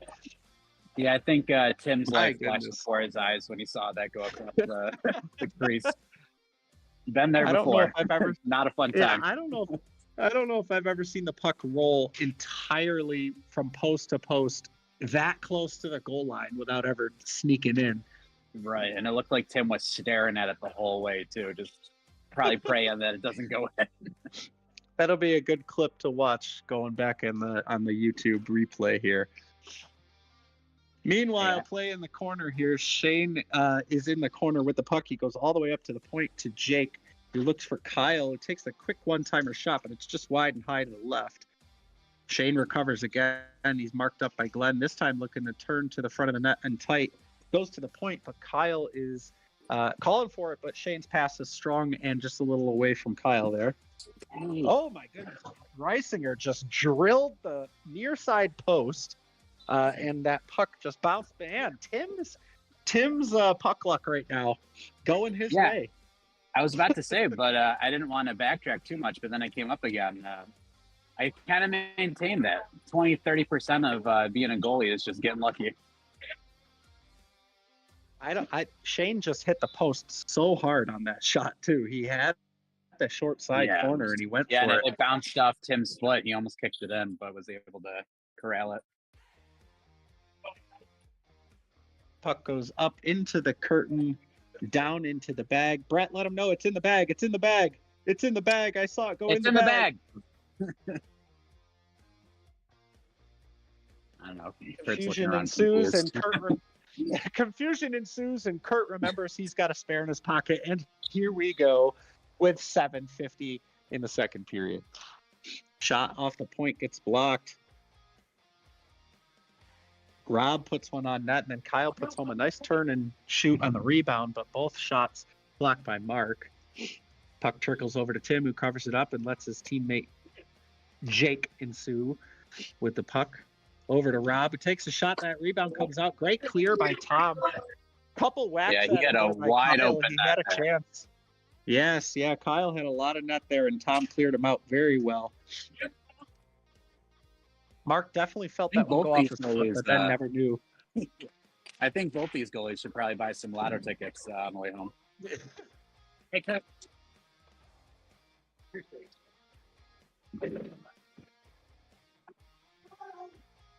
Uh-oh, we got a water bottle top on the floor. Yes, I saw that. We got a bottle pop. Now, here's the interesting thing. So did just the top of that come off? Just the top of the water bottle came off, but also he did it without scoring. So from where I am up here, that puck never went in the net, but it hit the top of the water bottle, which was just hanging, like the top of the water bottle was just sticking out over and to the left. And so he hit that water bottle without getting it into a goal into the net from up here. I mean, it won't count, but that's pretty cool. I can't say I've ever seen that happen before. Boy, it must have been a lot of water real fast because they're coming out here with the fourth or fifth towel. So we've got a stoppage of play here, waiting for a cleanup on aisle 3. The water. I think Tim just wanted his. I think Tim just wanted his goalie time. Yeah, I know he does like those a lot. So hey, 1-goal game here. 7 minutes left in the second period.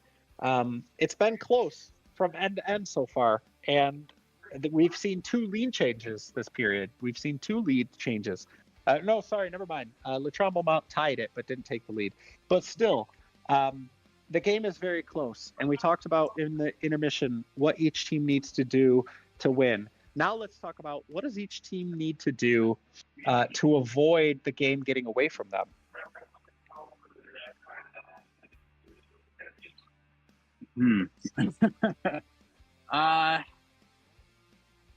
I mean, I guess just don't change anything too much. I mean, both teams are playing well. Not really finding a ton of fault with either one. I guess I would say the thing that the blue team down here needs to do is just kind of not get nervous. You know, don't let those nerves get in. They're keeping everything in front of them right now, and I think the game's going pretty much how they want it to go. Yeah, I think for Tsunami, in my mind, the key is not to get overexcited on offense. And what I mean by that is they do have a tendency to gravitate towards the offensive end and want to get those goals and want to be part of the play. And I think right now they're doing a good job of making sure that they stay reliable on defense for Tim. So as long as they don't get in that mindset and don't get a little bit teased and enticed to come up on offense, I think they'll keep doing well. Meanwhile, for Le Tremblement, for them, I might say, don't get worried about it being a 1-goal game. I don't know if you know what I mean, but like some teams get real tense. They might feel the pressure to score. They might feel the fact that they have been behind for a long period of time and forget that they're only behind by 1, so they don't need to overstress it. And then sometimes they do, and it puts the monkey on your back, if you will. So, it sounded like we agreed on that first point, so naturally I got to disagree with you. I think Tremblement's got to, I don't know, without being too negative, it kind of feels like they forgot they were playing so far. I think they got to light a fire under themselves. Still play in control, but, they're kind of sitting back a lot. I'd like to see them get aggressive and push play, I guess. So you think the game will get away from them if they don't start taking some risks and playing with a little bit of zip? Yeah, if you will. When you've got Mark in net, you've got the luxury of, being a little, I don't want to say not defensively responsible, but, you can sacrifice a couple plays that, maybe another goal you might not be able to. Speaking of, a great play right here in tight from Jake to Jake. He could have shot that quick, but instead he throws the no. Oh my goodness. As I'm talking, Tom takes the puck off the freeze and snipes one top glove side on Tim. That makes it a 5-5 game. Jake just made a great play in front, but Mark was up to the task. So kind of proving your point live, Brett, that, Mark, when you've got Mark in net, you can take a little bit of a risk there. And sure enough, it pays off. If you could just repeat that again for me, that'd be great. I said, Brett, you are right. Oh, okay, there we go. Off the draw, it's a 5-5 game, 5.5 to play. The crowd on the stage is growing. I can hear them down there shouting. If you've never come and watched the games in person or stuck around for more than just your game, I highly recommend it. Obviously, playoff atmosphere is great, but I've noticed the atmosphere on the stage has gotten great during the regular season games too, and we love to hear it. And especially since a lot of these games this season have been close, including this one. We're halfway through, and it's 5-5. So come down, watch these games, and if you're not watching online, and enjoy some of that rivalry that's happening live here. Speaking of, Glenn throws a pass in front, but it goes to no one, and Jake's got a long breakaway. He walks one home. Oh my goodness. I'm not going to say that was a really, really filthy backhand, but I am going to say make sure he's still got shoes on. Really for sure. Yeah, I was playing it down. I was playing it down for the joke. That was he kind of undressed Mark there a little bit with that backhand. That was a great play. I'll give you a little hint for our matchup at 8:30, Brett. I will not go backhand for you when I get a breakaway. Well, you say that now. Glenn looking for his hat trick still. He takes a shot that just gets wide after Tim gets a piece of it. Pass comes all the way across to Glenn, who, if he were a lefty, he would have one-timed that definitely for a goal, but he had to take it across his body, and he wasn't able to get a clean shot. Puck goes down into the corner. A breakaway here for Glenn. Great release pass by his teammate, and Tim makes a great save. Definitely a great save there. Maybe save of the game for his team as they hold that 1-goal lead. Yeah, some saves are more important than others, and that's a big one to keep his team in the driver's seat. Yes, yeah. Puck is straight up in front. Nobody seemed to know where that was, and nobody was talking.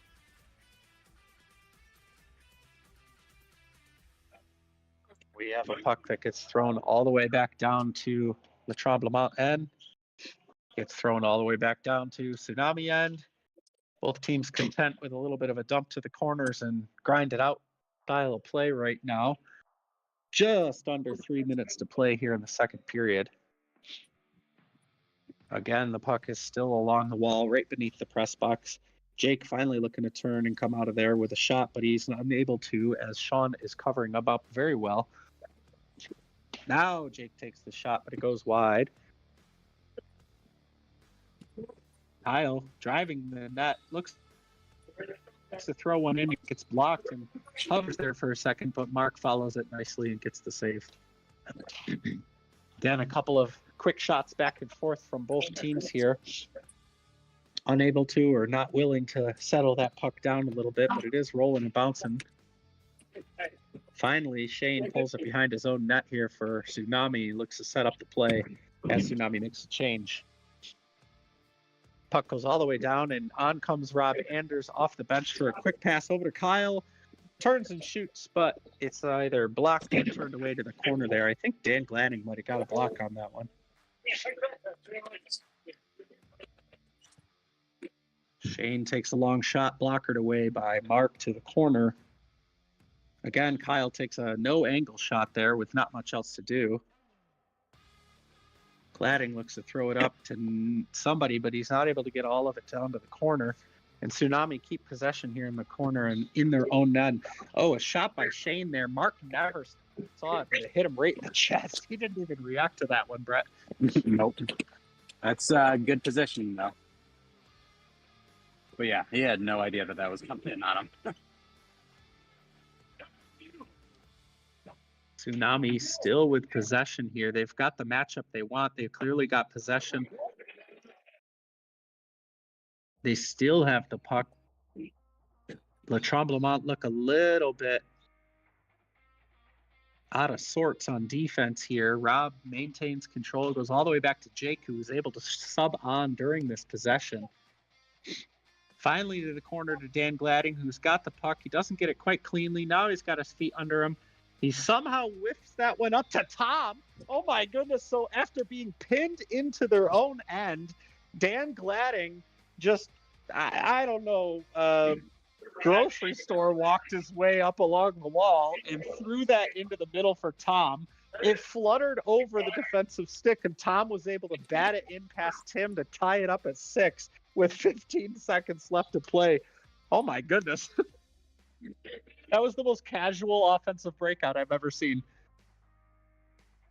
I mean, you know, I did say they needed to play a little more urgency, but maybe they don't.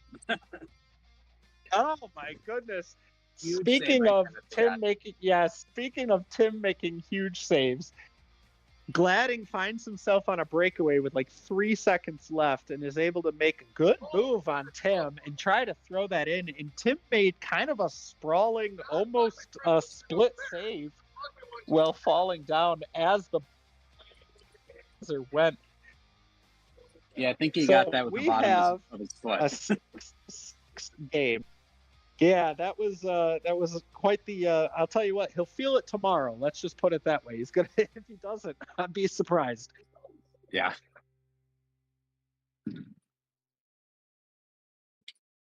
So here we are, end of the second, going into the third period, tied after going into the second period with a close game, and I don't know. First, we talked about what each team has to do in order to win. Then we talked about each team has to do in order to not lose. And now I just want to say, what do you think each of these teams have to do to finally take the win and grab it? Like, who's going to want this one? Well, I think that kind of goes back to my point that I think Tom Blanc's got to go out there and just go win it, rather than just kind of sitting back and waiting for their opportunity. Yes, it's going to be interesting to see how the rest of this one plays out. I got to give props to Tim for making a couple of clip-worthy saves in that second period. Both of them came on very game-changing moments that could have swayed momentum a little bit. But then I also want to give, and I also want to give props to Mark, who we both said had a couple of surprise or uncharacteristic goals in the first, and then he looked like he very much settled down there in that second period. Yep. Yeah, not too surprised with Mark kind of settling back in again. So I think I mentioned this in the first period, but for the blue team over here, it's going to be efficiency. They're just going to have to capitalize on their opportunities.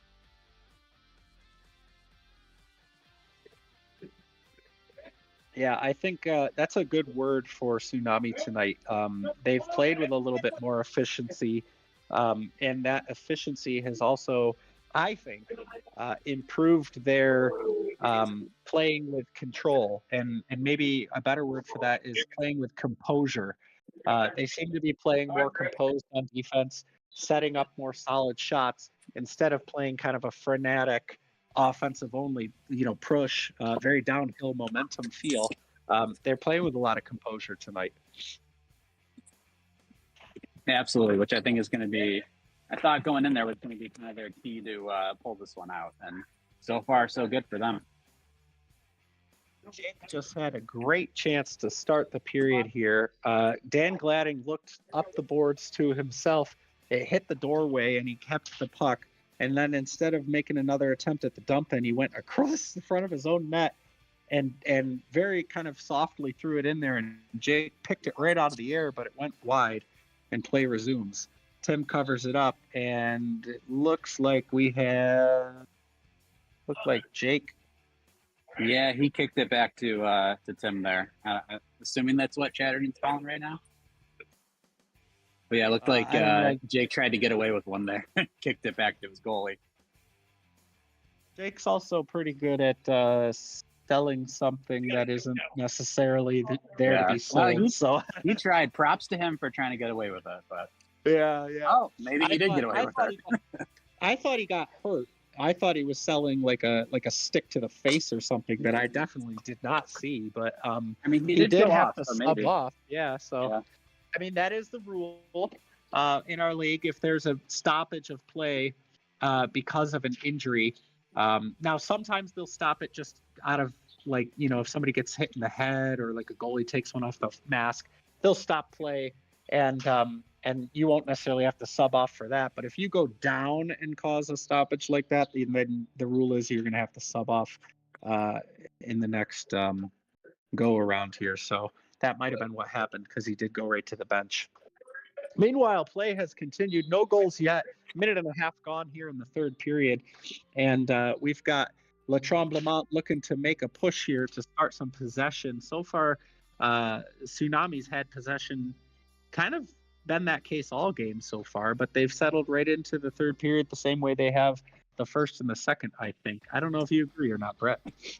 Yeah, I'd say they're still kind of dictating play.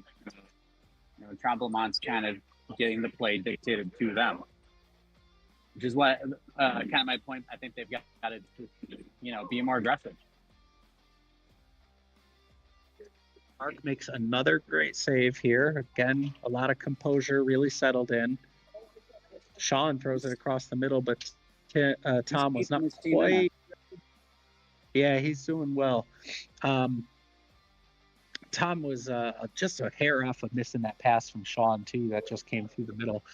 But Jake with possession now, and he's looking to get things started for Tsunami again. He throws one in. It goes off the net, rolls off and down.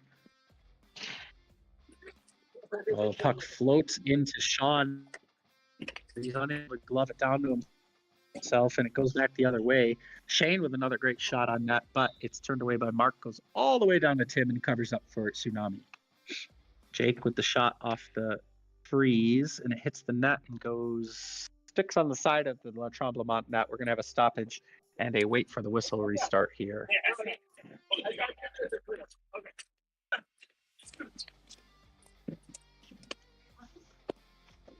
Takes a couple of shots, both blocked by the Tsunami defender. I think it was Kyle. It was right underneath me here.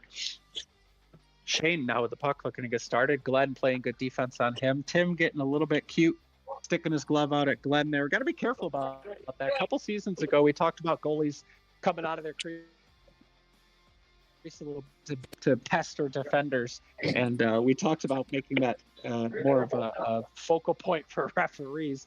Tim still probably leads the league in terms of goalie goofiness, in terms of stuff like that. Brett, would you agree? Yeah, I was going to say goalie shenanigans probably is an apt word for it. That's a good word, yeah.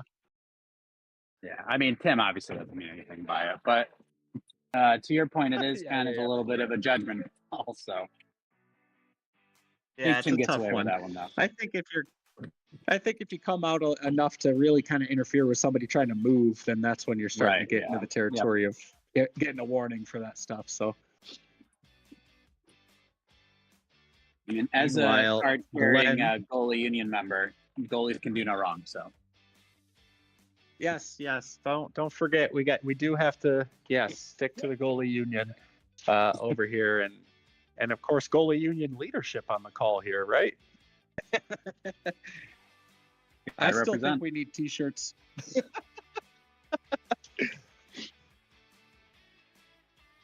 Great pass by Tom to Shane in front, but Shane unable to connect. Puck goes down into the corner, and Le Tremblement looking to start establishing a little possession themselves so far here. Although the puck squirts out to Rob, who fast breaks the other way. He's looking for Jake, but he's unable to connect. Jake does recover, carries it out, takes another shot.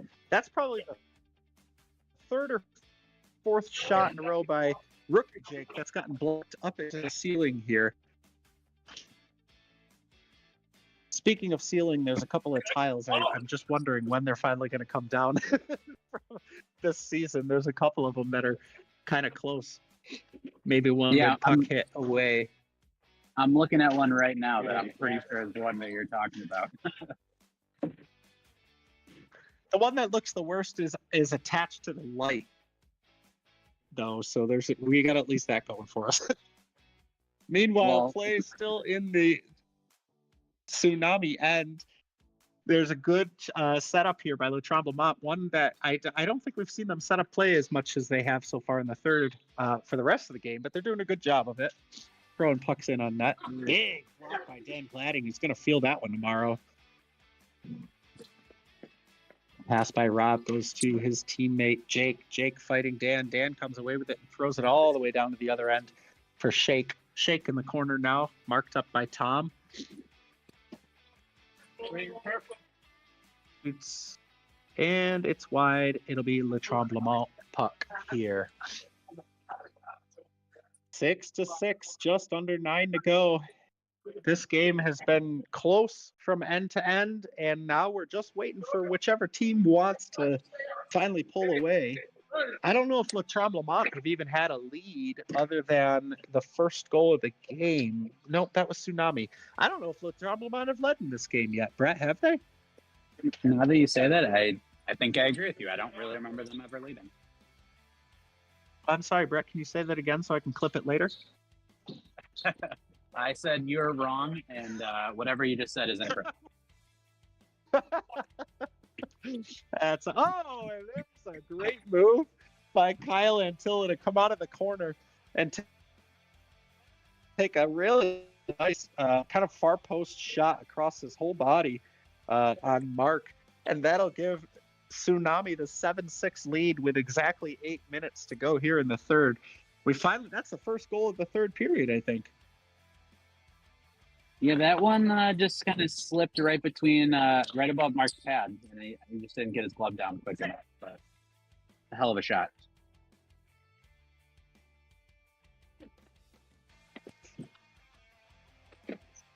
resumes and Tsunami takes Le Tremblement take a couple of chances. Dan throws one into the middle again without looking, and Tsunami have capitalized that on a couple times now to make chances out of it. He's going to have to be careful about that.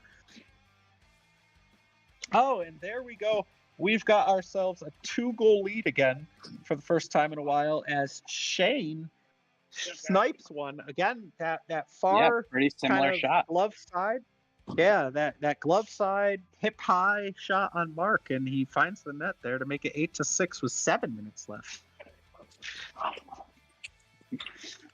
And Dan is blocking shots left and right, and he's limping out there. He's found himself a rhythm, though, in terms of getting those blocks, and now he's keeping his team in it with those. Puck goes off the wall, and Jake and Dan come together right beneath me here. It looks like Jake comes away with the puck. He's able to get out, takes a short side backhand shot, but it's denied by Mark, who's standing tall on that post. Goes back to the point to Shane. Shane shoots wide, and Kyle recovers. Tsunami's still on the puck. Kyle throws it into the middle, but it hits Glenn, who takes a shot, quick one, hits the back wall just wide, and goes onto the net. It'll be Tsunami puck. Glenn with a gifted opportunity there, to say the least, but wasn't able to find that hat trick goal yet.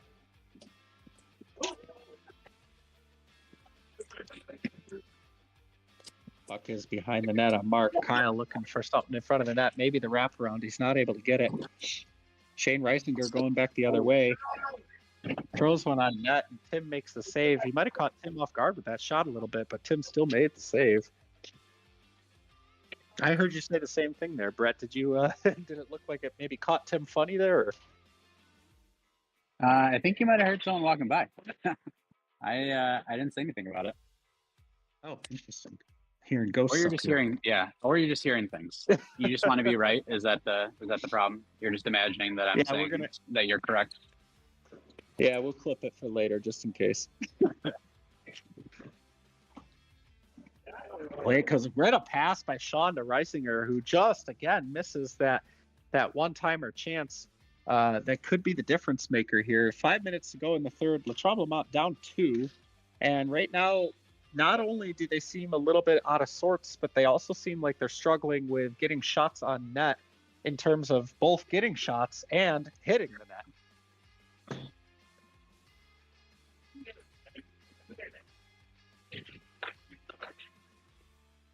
I see that Brett has turned away from opportunities to validate my commentary here. So, but Brett, what a pass by Reisinger to Glenn, who had a backdoor one-timer. He even settled the puck, and he had the whole net, and he missed it. And, oh, my goodness, he's going to regret that one later, because that was a gimme on the doorstep there. Holy cow, what a pass by Reisinger. I can't get over that. That was threaded through the middle.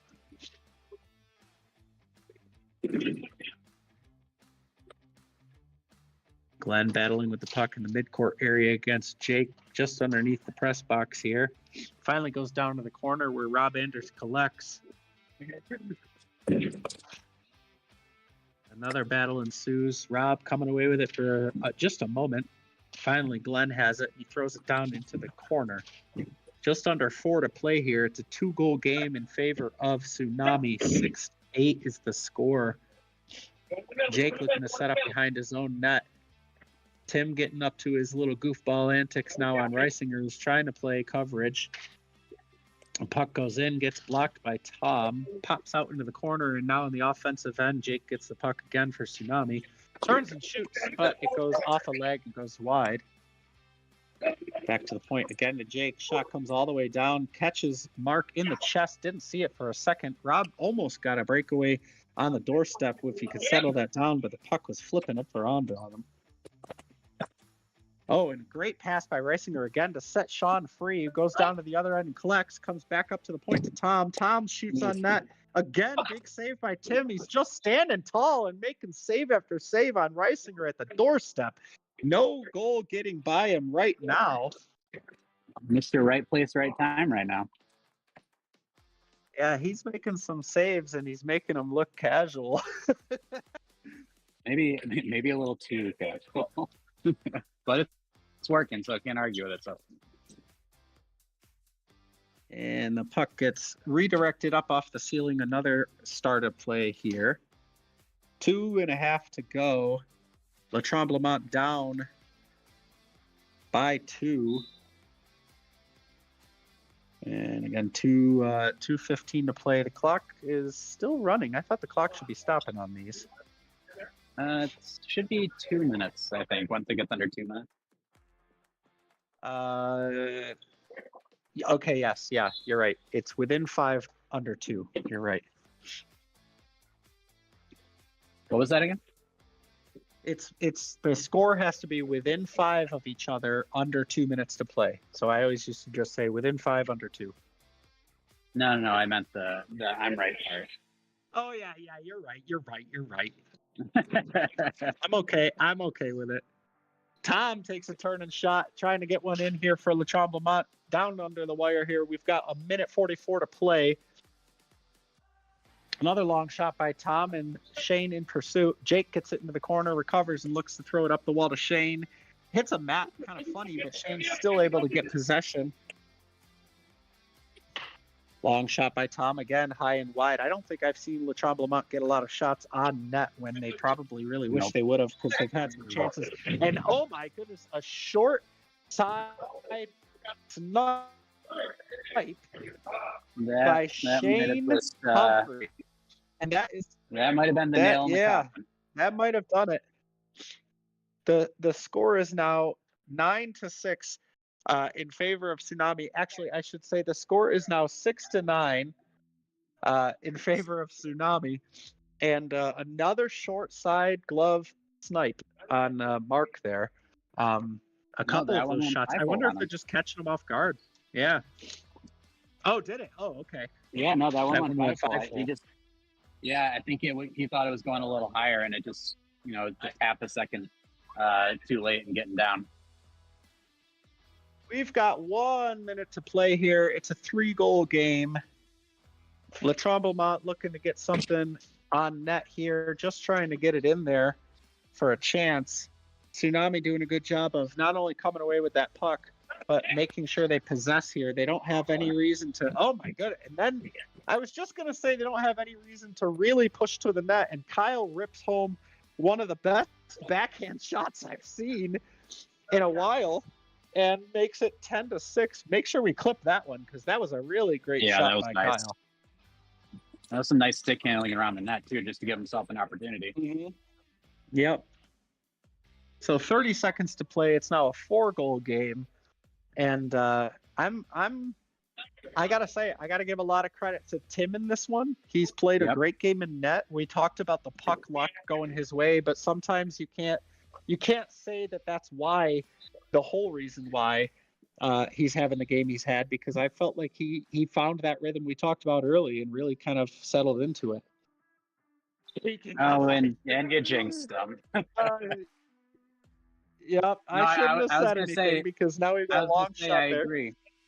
Tim, he's had some puck luck, but his positioning, besides maybe that goal, has been really, really good. So he's been right exactly where he needs to be. I think that was Glenn on the long shot, if I'm correct, which does give Glenn his hat trick for the game. And I stopped short of saying that Tim had a shutout period, because he did until he just got scored on. So now I feel bad about that. He was 15 seconds away from a shutout period. But that'll do it here it's your for fault, the 7:30 game. Yeah, it is. That'll do it here for the 7:30 game. The final score is Tsunami Tacticians 10, Le Tremblement 7. And I am going to turn things over pretty quickly here to Rob Maston, who's going to join the call in just a second and give you your 8:30 play-by-play as I go down and get ready for my game against Brett. So, Brett, thanks for doing color with me. And I will not go backhand on you tonight. All right. Well, if you do, then the goal doesn't count. Last thing I guess I want to say before I sign off is I was requested a shout out that I couldn't really find a good time to get in, so I'll get it in now. So shout out to Brittany and Kelsey watching at work right now. Although now that I've said that, they're probably not watching. So, I did do I it, love though, it. for the record. There you go. Well, yes, and you can clip it later. So. Absolutely. All All right. Good luck. Brad, I'll see you.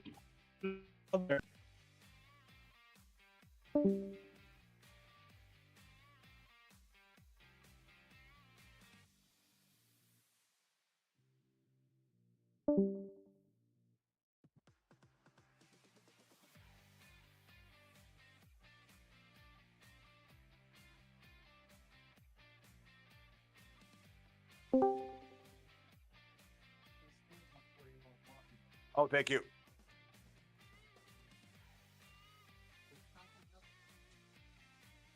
Good evening, Rob Maston joining the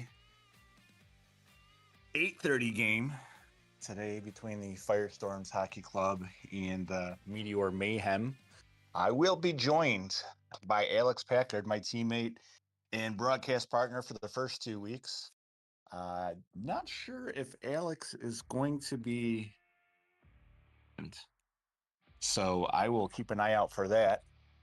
Hoping I'm sounding okay on the live stream, as I do not have a microphone today, so gonna have to hear the old iPhone announcing today for today's game.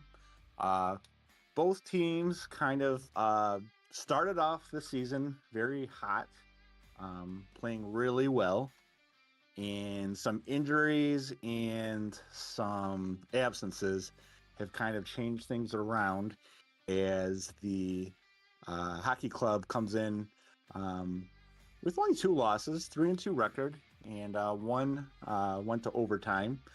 So they started off the year 3-0 and are on a bit of a winless streak right now. And they come into the game playing Meteor Mayhem, looking for Paul down there. I see Cody and Bob Haynes and Ellen out there for the Meteor Mayhem. Not sure who will be their starting players. I know Brett just did the broadcast, so he will most likely be playing in goal, and that's a big help no matter what you say, is he's just probably getting into the hallway and getting warmed up and so forth. So we'll be joined by Brett down in the goal crease, and he goes against somebody who, like I said, started off really hot and really has been playing well still. Just been some tight games that he's been a part of lately, and still looking for that mid-season win for the Firestorms Hockey Club. And I am joined by Alex Packard, and not sure if you can hear me yet. Yes, he can. I think he's on. Alex, can you hear me okay? Yeah, I can. I have a new mic that my wife bought. Can you hear me okay? Sorry, say that again. You're where? So I have a new microphone that I'm going to test out tonight. Can you hear me? I can hear you. And I kind of got to pretend I'm on the phone here to hear. I do see you in the USA jersey. There he is on the sideline. And he's got a new microphone. And Alex, what are you looking forward to in this game? Well, first of all, let me test it. You can hear me okay, right? Because I don't want to go on a 10-minute rant. Okay. Yep, I can definitely hear you. I was going to say I don't want to go on a 10-minute rant and it's just dead air for the. We didn't get any of that. For all 4 people watching this. Tonight, this is a pretty big game. I would say I'm a little biased. Our 9:30, I think, is the game of the week this week. But I gotta say, this is, if you can have a game of the week like B, this would be mine. Because these are 2 top of the standings teams facing off against each other tonight. Very offensive teams, but teams that just straight up have a good hockey knowledge. I'm kind of anticipating this game being a lot more of a you're going to see a lot more tact out of it, if that makes any sense. See a lot more hockey plays as opposed to a game that's just kind of like, goal after goal after goal. I mean, we'll see how it goes after one, but I'm anticipating this being like, if you're a fan of how hockey is played, maybe this would be your game of the week. Okay. And Alex, maybe you can give me some. I know Meteor Mayhem is missing some players. Okay, now I see Paul coming onto the floor. and I know they may be missing Dave Foast tonight. Is there anybody else down there? It looks like they got 5 on the floor and then Brett and goal. Dave Foss and I think Bob Haynes. I know Bob had an injury, and I don't know how serious or non-serious that was. He did miss our game last week, and it doesn't look like he's here right now. So on the floor for subs, we have Ellen and forgive me, I don't know his name because we've only played him one time. The rookie that is on Lake Trumbull. Mike Curry. Yep. And Mike, I only know that. And I only know that because I pulled up the notes. So Brandon down here is telling me his name is Sean. Okay. So I gotta look at my notes, Mike Curry is Meteor's actual rookie. You're right. Mike, yep. Yep. And Sean, Mark Stolt is with Firestorm, and then Mike Curry I have with the Meteor Mayhem. Right, and Sean, the rookie for Le Tremblement, subbing for Meteor Mayhem. Sorry, Sean, for listening to this back. You're a new guy.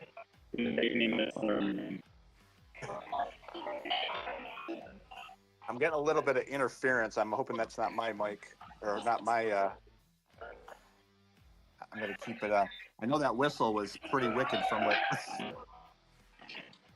I might just switch over to my AirPods. I'm thinking this is. She really spent a lot of money on this microphone, man. This is more of a press box mic, if anything. yeah.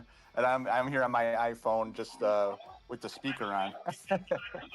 So. Dude, we can switch. Maybe mid period we'll do a switch. Yeah. Sounds good to me. And as they come together, I thought that was okay. So that's not Bob Haynes. That's that is Mike Curry down there. And then, all right, Sweet takes possession of the puck for the Firestorm. Quick shot, deflected by Paul Paradine. Good cutting play right there by Mike Curry. Sweet takes a shot on his good friend Brett, and that is turned away. And Maston, I just want to make sure I just made the switch over. Can you hear me okay? I sure can hear. I can hear you. All right. I can hear you. Perfect. We didn't start to get interference until about till the end, so I think we're okay. I'll go ahead and blame it on Brandon. He shouldn't have been reffing where I was talking. So we have Sweet taking the puck down, looking for a passer. Might take a quick shot. Has Ryan D'Angelo streaking. That shot goes wide. Put aside by Brett Siebert. And this is a rare Sweet Mead start, as he usually comes off the bench for the Firestorm Hockey Club. Sweet brings the scoring of 2.0 and himself are in the top 10 of the scoring for the RFHL season. So I'd like to make sure to mention that. And he goes against the leading scorer of the whole RFHL, Paul Paradine. Yeah, and He'll take the shot and he scores. Well, as I was just about to say, and Brett or Alex, what did you see there? He kind of, I don't know how he got that puck, but man, it was a great shot. Just as I was about to say, Firestorm is the team that it's not really a surprise that you'll see more than one guy kind of up there in the standings, because they almost every play comes from a pass, at least from the games that I've watched. And yeah, I mean, that right there, I'm pretty sure it was Sweet to D'Angelo. And it's almost like these guys practice. Like they just from the first few weeks, you could see it. A lot of their goals come from just really great setup plays with an awesome pass through the middle usually. And yeah, they just execute it. That's one thing that Meteor is going to have to watch out for sure during this game, is watching that pass through the middle, because Firestorm will kill him on it. Sure thing. And I see Paul playing up a little bit. He didn't do that too much against us. Did you hear anything as far as strategy from the Meteor Mayhem, as far as what they might be doing differently than they did against us? No strategy. I heard Paul, a huge save by Brett there as I'm talking, big leg save. I heard Paul mentioning there was a little bit of worry at the start of the game of who was going to sub for them and how many guys they were going to have. But he did say, he goes, this is not the team that you want to be down a guy with. So Paul is hyper aware of how good this team is. Another big save by Brett right there. And So that might force Paul to play a little bit of a different game, which I don't really necessarily think is a bad thing. Paul is way better up front than he gives himself credit for while he's playing. Absolutely. Yeah, he's one of those guys you can put anywhere, basically, and definitely. Yep. So it looks like, and you mentioned the rookies subbing for this game for Paul's team, and he does play. I know he does play with the Rink Rats of the RBFHL. Remind me of his name again. So this is rookie Sean, and I was noticing. I don't know anything about him personally. But him and Paradigm, shocker to absolutely nobody, seem to be friendly with each other. As Paul scores on a beautiful backhand right there, just walked himself right in. Him and Sean seem to have a rapport with each other. So I don't think this is going to be a situation of a sub coming in and disrupting the flow. If anything, this is a sub you'd want to have on this team. So Paul rips a shot. And he looks like he's got two defensive partners back there, and Sean, and I also saw Mike Curry was also playing defense there for the Medium Mayhem, and he's having a good rookie year. So two rookies playing in today's 8:30 game with the Meteor Mayhem, and we have a 1-1 game with 10:45 left to go in the first period. 2.0 takes it, tried to center it, gets it off to Bill Smith. And if you're watching this at home, Bill Smith's helmet does have 2 exclamation points. That's 2 exclamation points. So from now on, when he signs autographs for the kids, he said that there'll be 2 exclamation points. What a save by Clinton.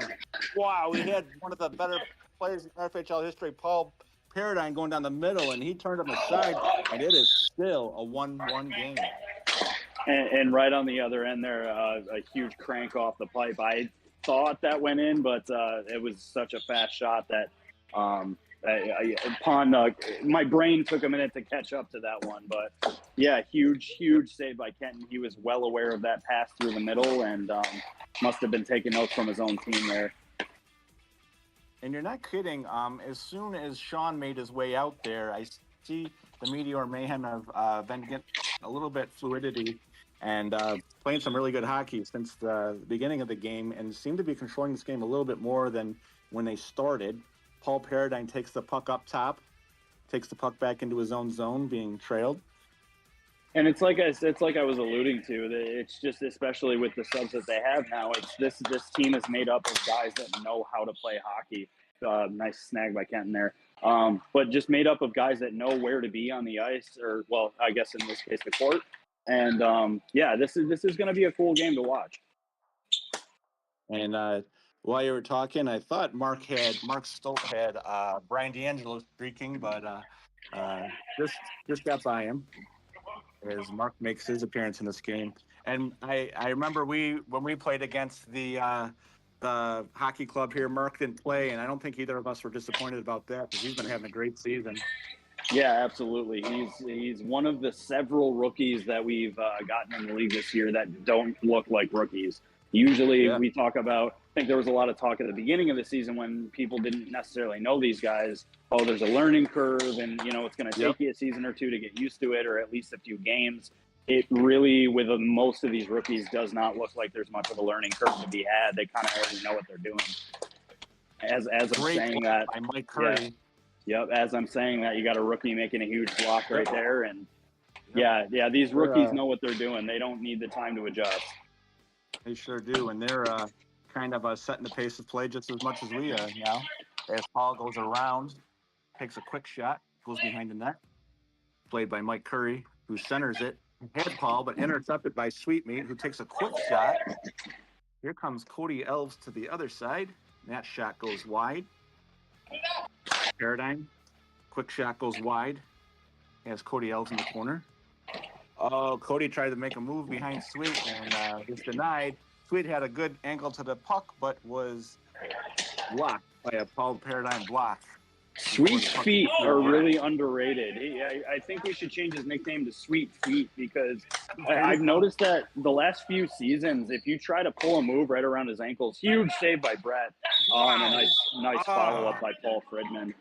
But more to just to finish out that point, every time somebody tries to go around Sweet's ankles or his feet or something, he's like a soccer player. He just kind of daggers it with his feet, and not easy to get around him. But huge play to set up there, and big save by Brett. Unfortunately, rolled right down his arm, and Paul Fridman was there for the garbage cleanup goal, and that's a big goal.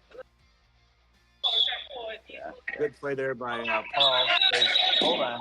Looks like Paul passed to Brett. Yeah, Paul passed it back to Brett there, and he knows the rules.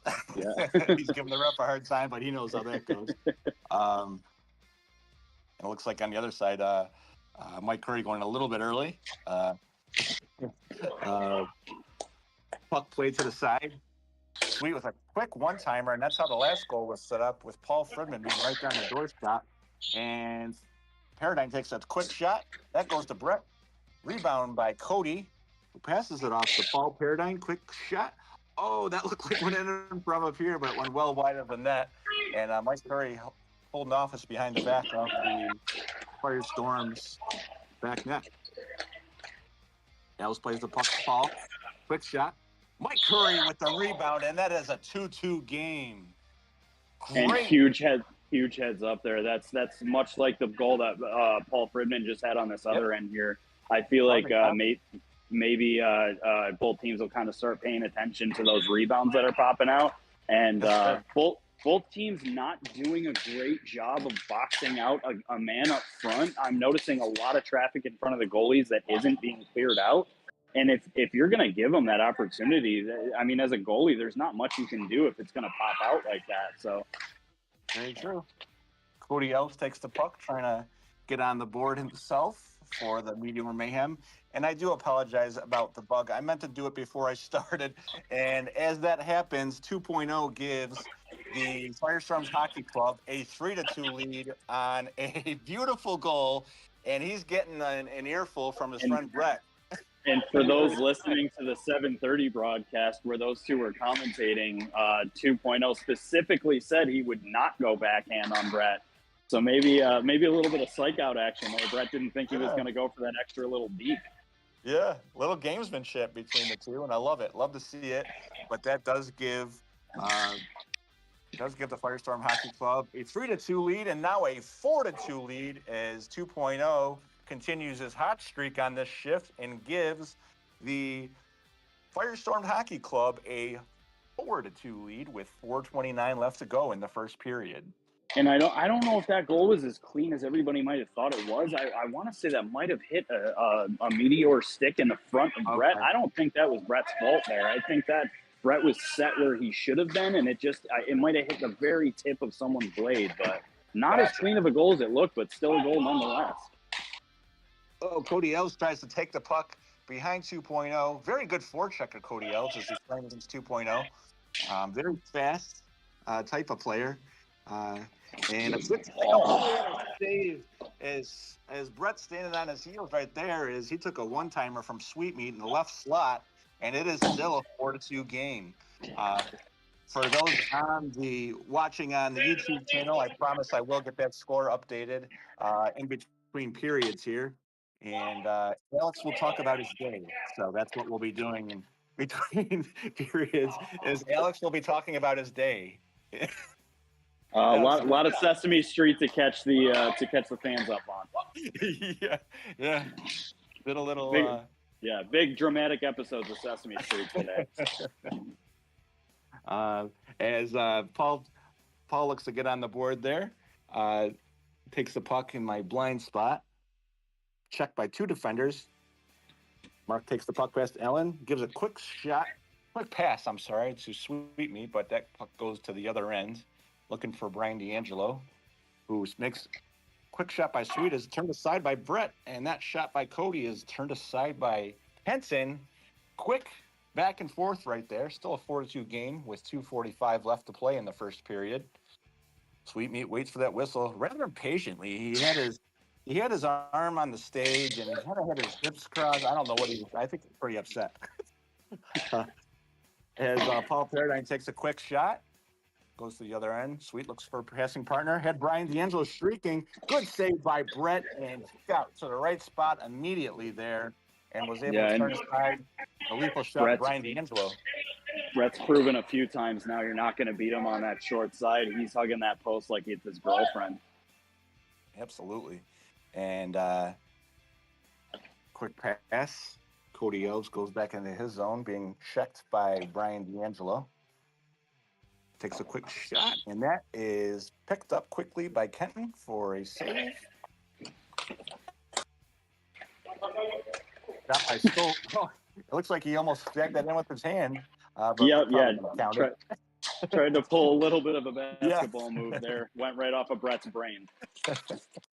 Those are the John Ramsey type of goals.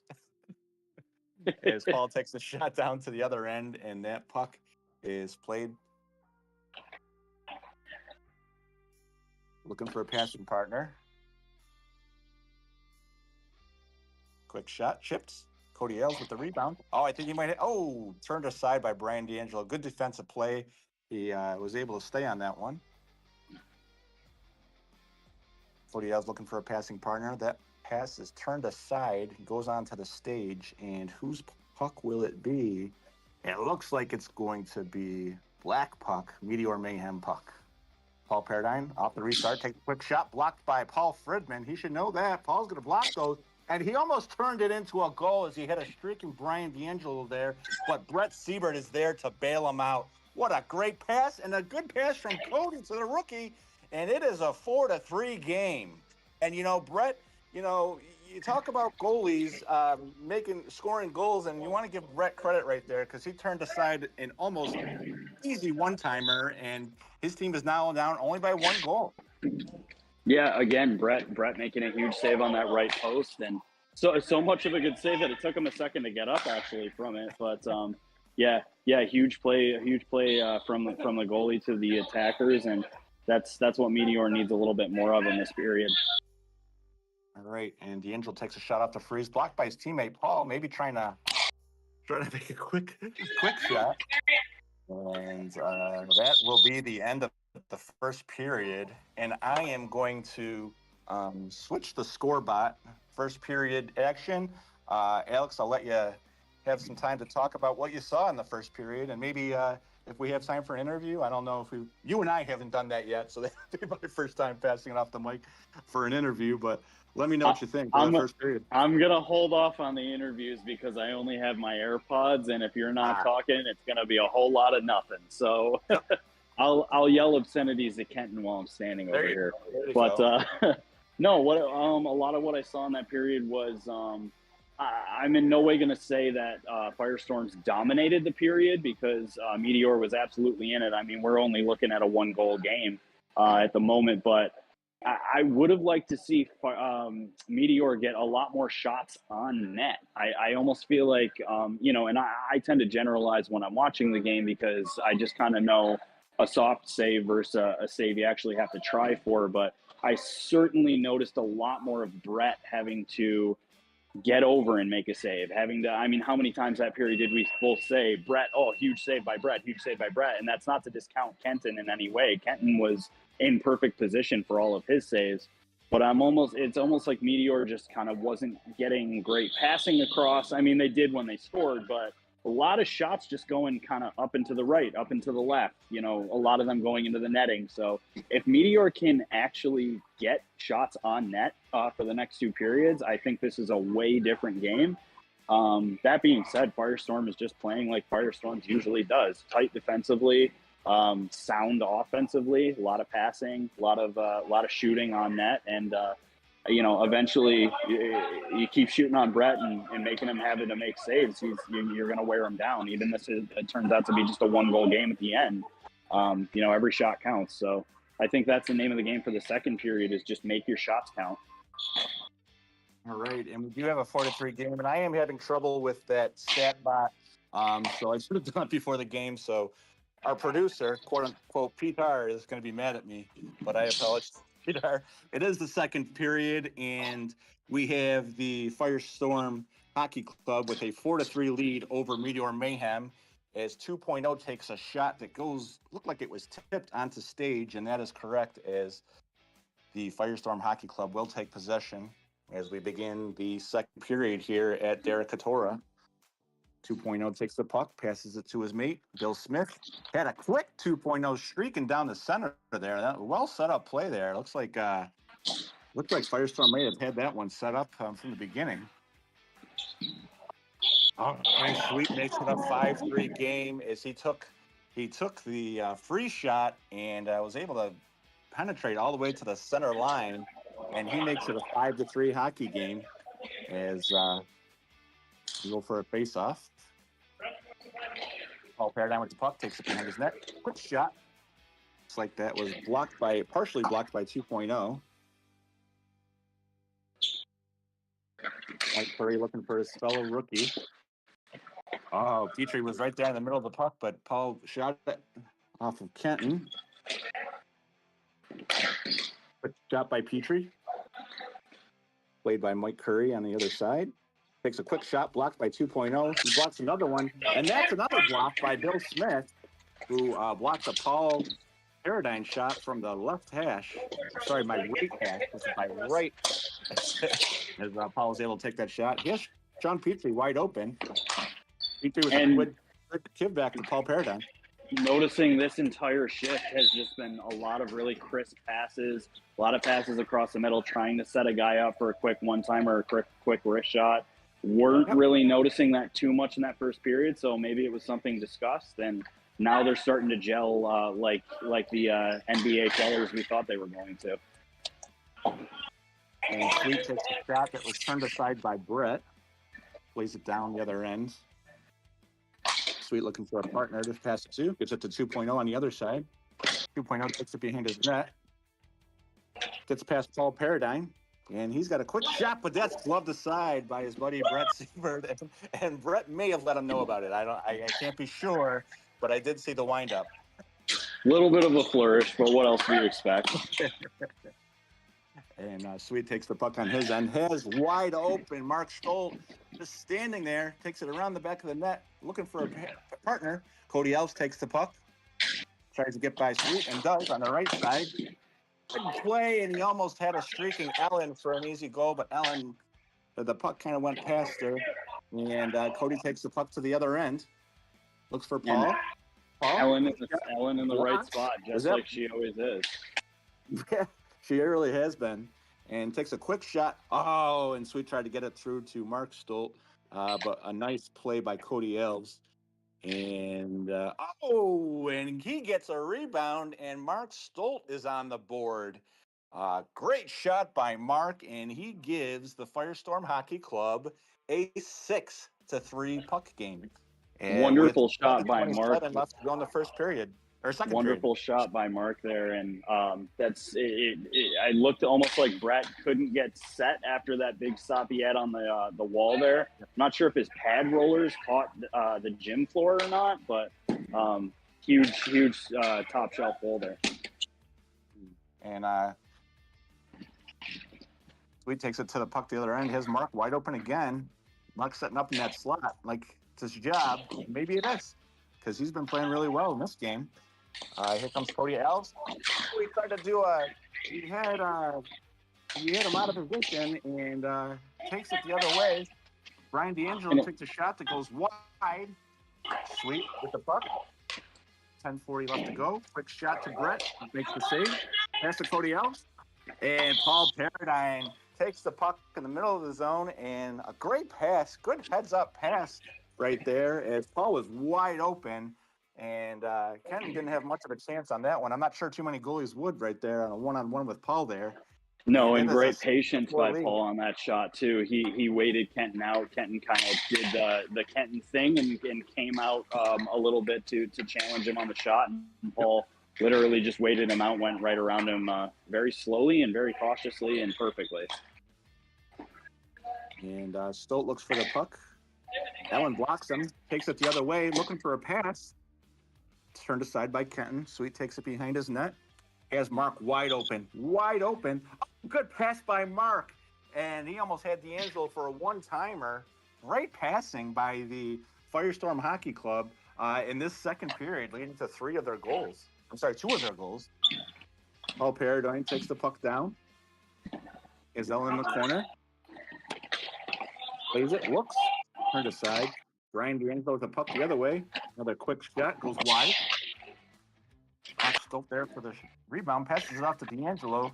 Played by Sean Petrie, and he clears it to the other end. Ellen with a great play. Tries to get it set up Paul in front. Great forechecking there by Ellen Fridman. And she's become one of the league's better forecheckers. No matter what team she's playing. Quick shot by Paul by Paul Paradine. Sweet takes it behind his net. Allen's doing her forechecking. Makes him make a pass. Down to D'Angelo. Good pass broken up by Sean Petrie. And Allen takes the shot the other way. And she almost had another rebound. That played to the left corner. Bill Smith over. It's Sweet up top. Quick pass to D'Angelo. Looking for a Sweet one-timer. And Jet turns that aside. And he was able to make a great save there. 2 shots there by Sweet in the slot. And he was unguarded. And he looks to take another shot from the other end of the site. Bill Smith with the rebound, looking for a partner. There's something really to be said about Firestorm's passing. I mean, this is unreal. Every single pass is tape to tape. It's well received by the other guy. Whether or not it results in a goal is a different story, but every single pass just gets through 9 sets of feet. It's really astonishing to see this. And they're not playing against a defensive slouch team or anything. You got Sean Petrie and Paul Paradine, and Ellen Fridman, like I said, is a really good forechecker. So they're doing this against a really good team. Paul takes it the other way off of a turnover. Petrie takes the looking for a pass partner. Oh, got it towards the middle, and I think that was just deflected by Sweet, setting up Paul Paradine for a shot there.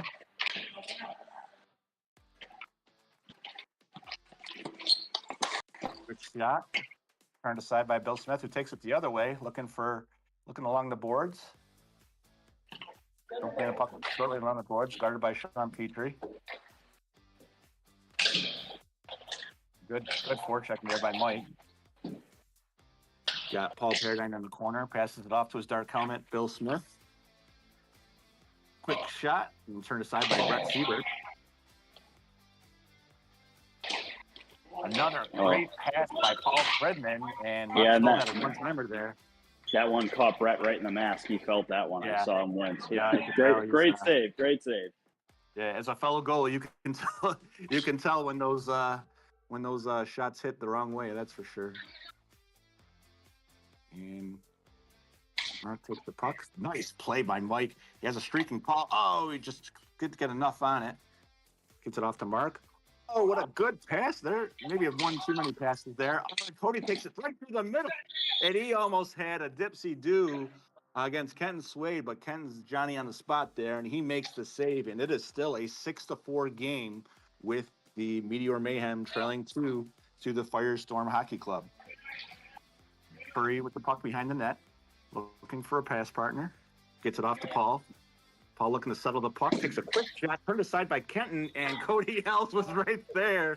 And he gives Kenton a little nice little dab there, as he knows he made a nice save there. Puck down below for Paul Fridman. His Sweet coming off the bench, who tries to settle it the other way. Pass off to Mark. Mark looking across the corner, gets it puck to Paul Fridman, who kicks it. Almost intercepted by the other Paul. We almost had Paul on Paul crime there. Sweet taking the puck. Quick shot, and he puts it over Brett's right shoulder. Alex, what did you see there? That was a hell of a shot. Sweet Me doing his best Jesse Trito impression, just kind of taking it from the point, doing a big arc right around the going to kind of one wing. And I said it about Jesse Trito last week. He shoots better when he's moving, and you don't usually see that from Sweet, but holy moly, what a top shelf shot that was. Not too many goalies in the RFHL would have had a shot at that one. And literally nothing Brett could do about that one. That's a perfect shot, and that's one of those where you just got to shake it off and hope that it doesn't happen again.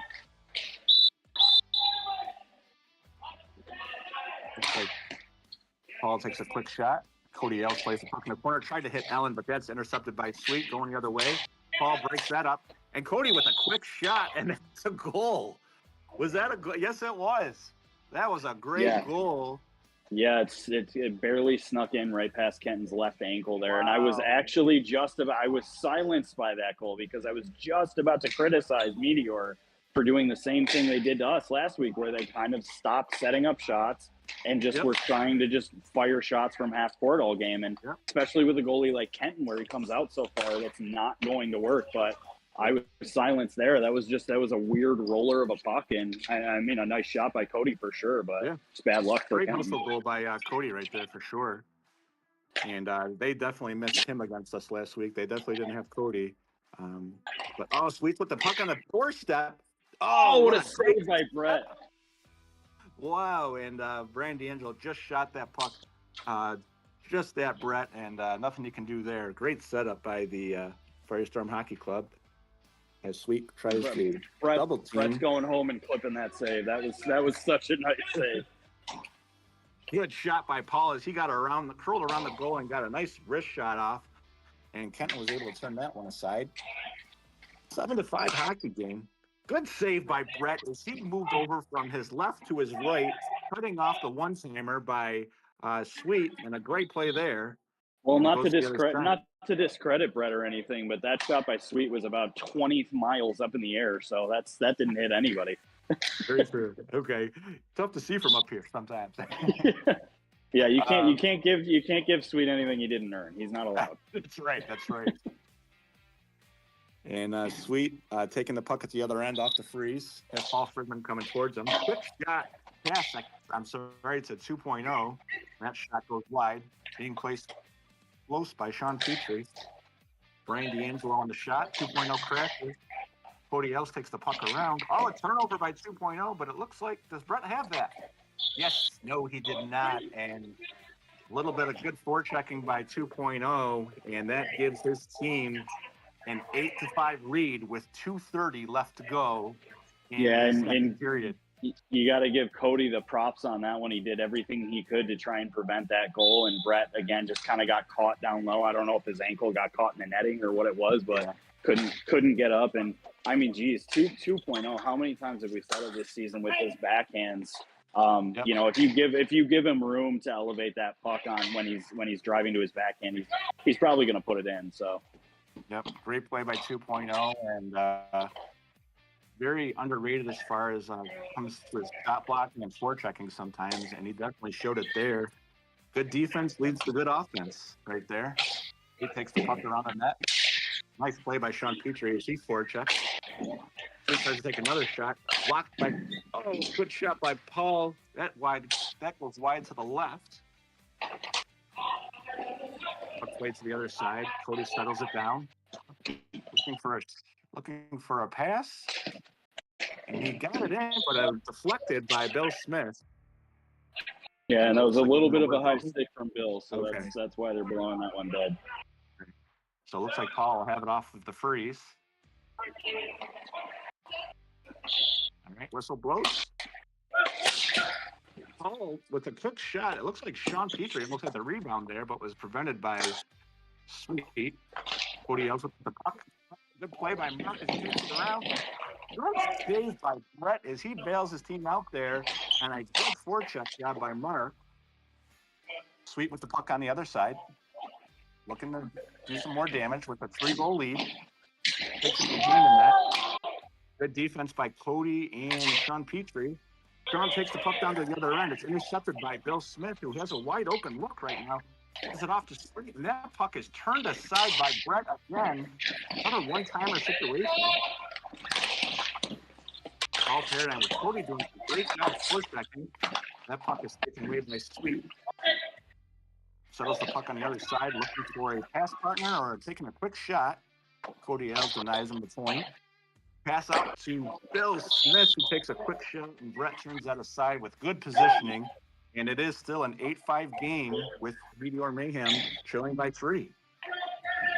Quick shot by Petrie, and that will end the second period with an 8-5 game. Very close game. And Alex, what did you see there? Yeah, a little bit of a mixed bag that period. There were a few times where, I mean, all in all, still think Firestorm is definitely the top dog in this game. And I mean, obviously it shows they're up on the scoreboard, but I'm just not seeing I really thought going into this game, like we talked about it with the subs they have, I really thought that Meteor was going to have kind of a different gel this game, and it's kind of just turning into the one and done show, which is, how many times have you seen that with this team this year? It's just shoot from wherever I have the puck and hope to God it goes in. And yeah, that worked out for them once or twice, but they're just not getting anything on Kenton. They're not forcing Kenton to do anything special.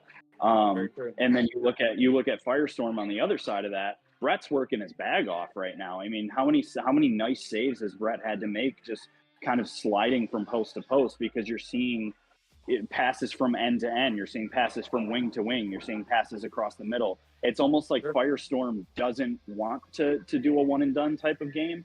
And that's why I would credit that to that's why Meteor is losing this game right now. And again, it's not an insurmountable amount. It's an 8-5 game. It's 3 goals. That's absolutely nothing in this game. But if I'm looking to change things up on the dark end over here, it's got to be, they got to start passing the puck more. They got to get guys to the net more. It can't just be, shoot as hard as you can and hope it goes in, because Kenton's positioning this year specifically has been phenomenal, and he's not going to let that stuff go in. So definitely some great points, and I feel like the goals that Meteor Mayhem did have, they were off of hustle and forecheck, not off of direct shots from the point. So let's see what they do with the third period about to begin here at Derek Katora. Absolutely. And Maston, I am going to go dark. I'm going to see if there's anybody else that might want to hop in for this third period, but your boy's got to get his gear on. So. I know you have something to do at 9:30, and I'll be down there myself. So no worries at all. As Alex is going to jump off to get his goalie gear on for the 9:30 game. And we are here with the Firestorm Hockey Club taking an 8-5 third period to start the third period, 8-5. Sweet with the puck, looking if he'll get it off the freeze. Looks like we got a freeze, and Sweet will take the puck. Plays off the other end, Brian D'Angelo. And it's easier said than done here for Meteor Mayhem, as this Firestorm Hockey Club is fast. They do a lot of good movements, a lot of good passing, and Meteor is definitely going to have to rely on their goalie here to keep them in this game, as he has already. Sweet takes the puck. Good play right there by the Rook, John Petrie, as he turns aside a Sweet Meat chance. Petrie with the puck, nobody there. Quick shot, and he scores. 8-6 hockey game with 14 minutes left to go in the third period, and that's just what Meteor Mayhem needed. And a great shot by their sub and rookie, Sean Petrie, and this is an 8-6 hockey game. Paul Paradine takes the puck, shoots it to the other end.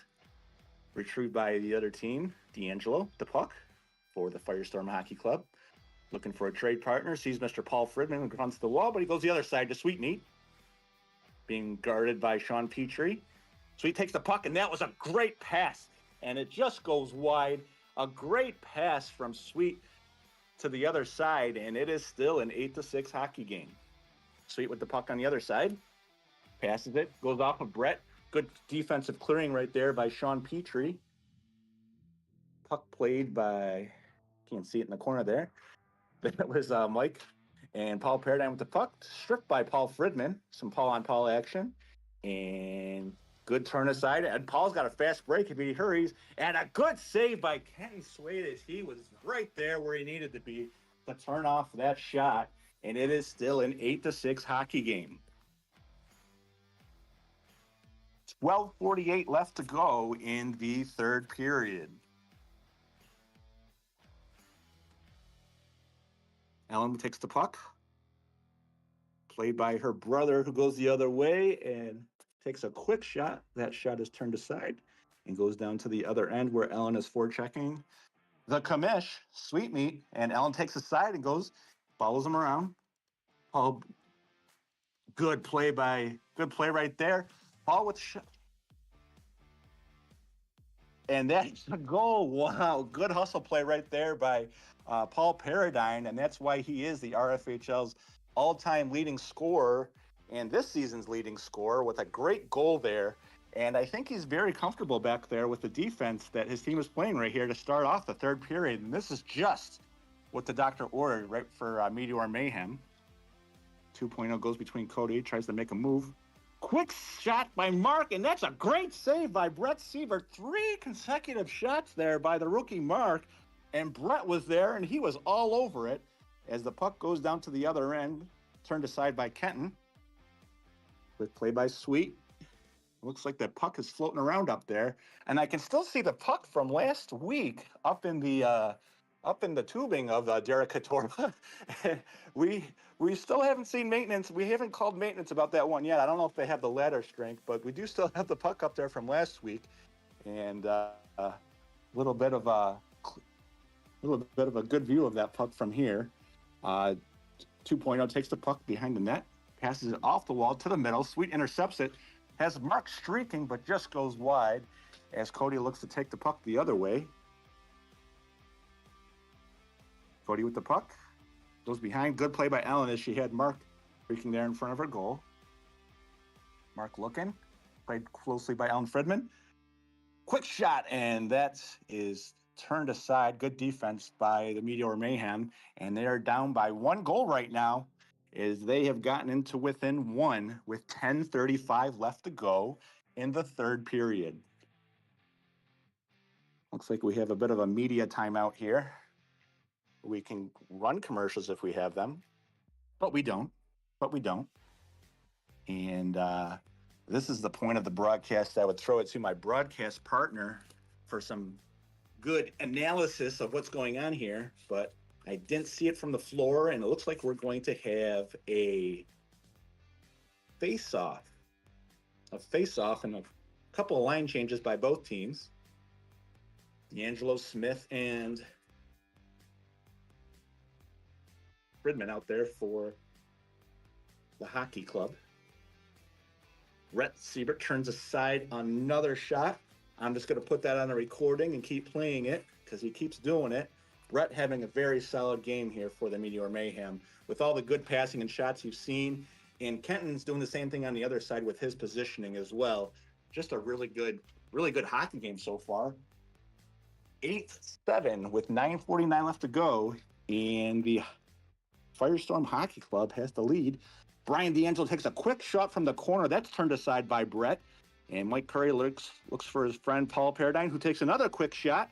Cody Ailes with the puck on the other side, looking for a pass partner. Seeing if he has anything open. Closely played by Bill Smith. Oh, and Paul just got a one-time around the other side.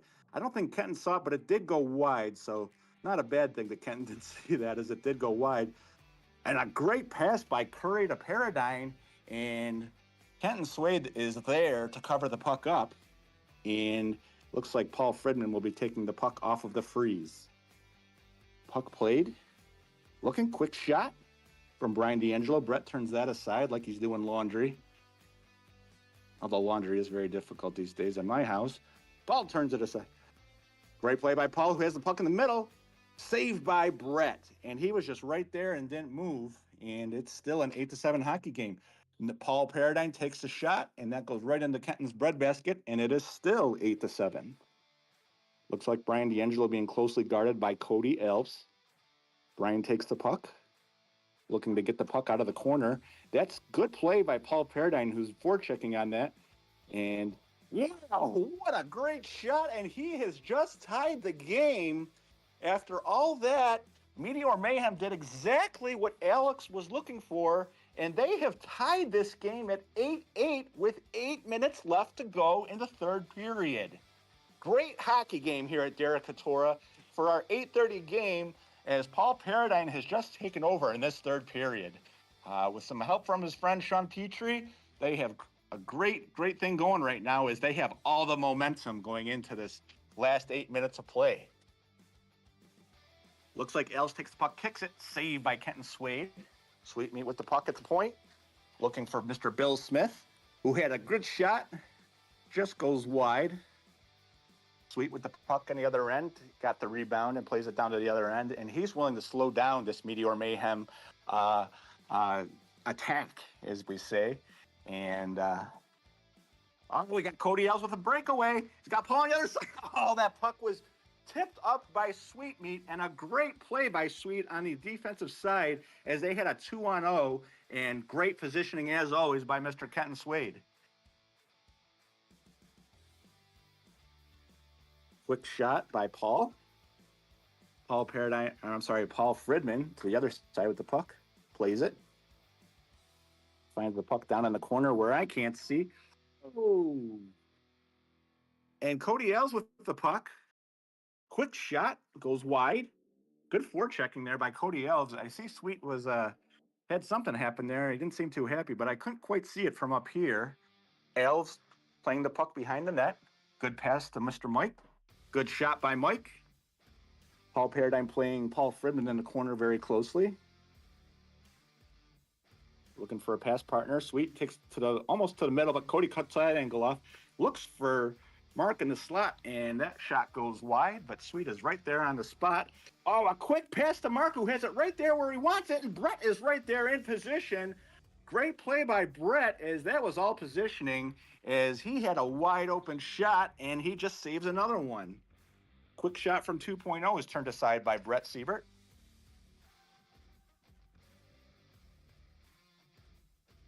Nice save by Kenton. The puck tries to go around Paul, and Paul is able to. He intercepted the pass and made a great pass. He hit Sean streaking down the left wing, but some good defense right there by the hockey club, the Firestorm Hockey Club. And it looks like the puck is going to be going to the other end. Nope, I'm sorry. It will be the Firestorm Hockey Club in yellow with an 8-8 tie with 5:25 left to go. Sweet with the puck on the edge, being closely guarded by Paul Paradigm. Good shot. Good save by Brett Siebert as 2.0 took a shot from the arc. Sweet with the puck. They're kind of backing off of him. I don't agree with this. Oh, he had a streaking mark going the other way, and Paul has the puck. Finds Petrie. Oh, good save. Kenton. Oh, what a save by Kenton as he turned aside a tough one there. And that was all Kenton. Great save by Ken Swade. And it's still an 8-8 hockey game with 4:50 left to go in the third period. Great play by Kenton. Sweetmeat with the puck. Tries to curl around. Blocked by Petrie, although D'Angelo takes the puck away from Paul and does the exact same thing to his end. That puck goes down to the other end on the stage, and it's going to be a close one as far as who has this puck. It looks like it's going to be the Meteor Mayhem puck. 8-8 with 4:20 left to go. Paul takes a quick puck, and that is blocked by Brian D'Angelo, and they're going to call that a high stick, and it is going to be the Firestorm Hockey Club's puck with 4:11 left to go. 8-8 game. Great 8:30 game here at Derek Hattora. And Alex said it earlier, this was one of the key matchups of the night, and he was not mistaken. Paul Paradigm takes a shot, blocked by Sweet, and goes to his own zone. Sweet looking for the puck, goes around Ellen. Oh, he had Brian D'Angelo for a one-timer, and he just wasn't able to connect there. Sweet with the puck. Great block by Ellen as he took to the middle, and Ellen was right there to block his quick shot. And you got to respect that good defense by Ellen Fridman as she made a great play right there. Sweet gets it off to D'Angelo, who shoots it wide. Puck is recovered by 2.0 in the corner. He takes it around. Oh, intercepted by Paul. Dangerous play here.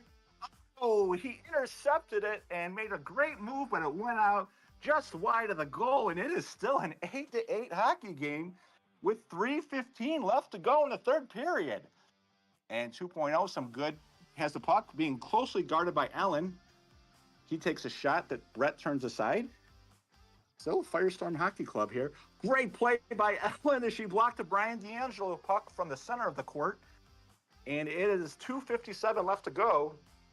8-8 hockey game. Paul Paradigm takes the puck, gets around Bill Smith, shoots it off to Curry. Mike Curry looking for a quick entry for Paul, but that was just tipped wide. Ellen checking Bill Smith. Good play by Mike, and that's a good save by Brett as he's able to interrupt that scoring chance by the Firestorm Hockey Club. Ellen takes the puck to the other side. Paul tries to get it. Dipsy Deuce for Brian D'Angelo. Takes a quick shot, and that is turned aside by Kenton. And Kenton is coming up really big here at the end of the third period for the Firestorm Hockey Club. Quick shot by D'Angelo. Brett turns it aside.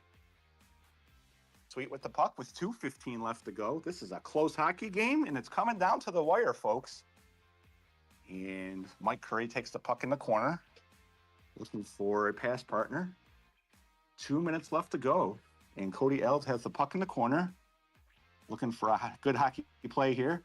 Takes it backhand. He's a very shifty hockey player, and he was able to get a shot off, but that goes wide to the corner, the left corner of the Firestorm Hockey Club defensive zone. Sweetmeat takes the puck, and he knows he has 1:45 left, and it's a tie hockey game. And he's looking for a partner or a quick shot. Passes it down to the edge. Has Paul Fridman. Paul Fridman with the puck. Sorry, looks like that was played by Mike Curry. Bill Smith going back for the puck. Good defensive presence by Cody Elves there as he checks him. Bill Smith gets the puck in the middle. Looks like that was a pass from Paul Fridman. The Sith brothers with their black helmets. And like to call that out as much as I can for them. And Paul with the puck right underneath me, taken away by Cody Elves, who tries to do a dipsy-do between Mr. Bill Smith, and Mr. Bill Smith says, no, not that kind of action.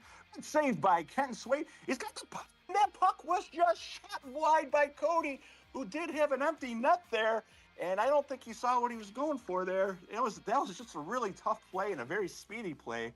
And another great save by Kenton Swade, who was keeping this hockey club in the game. 8-8 tie with 37 seconds left to go.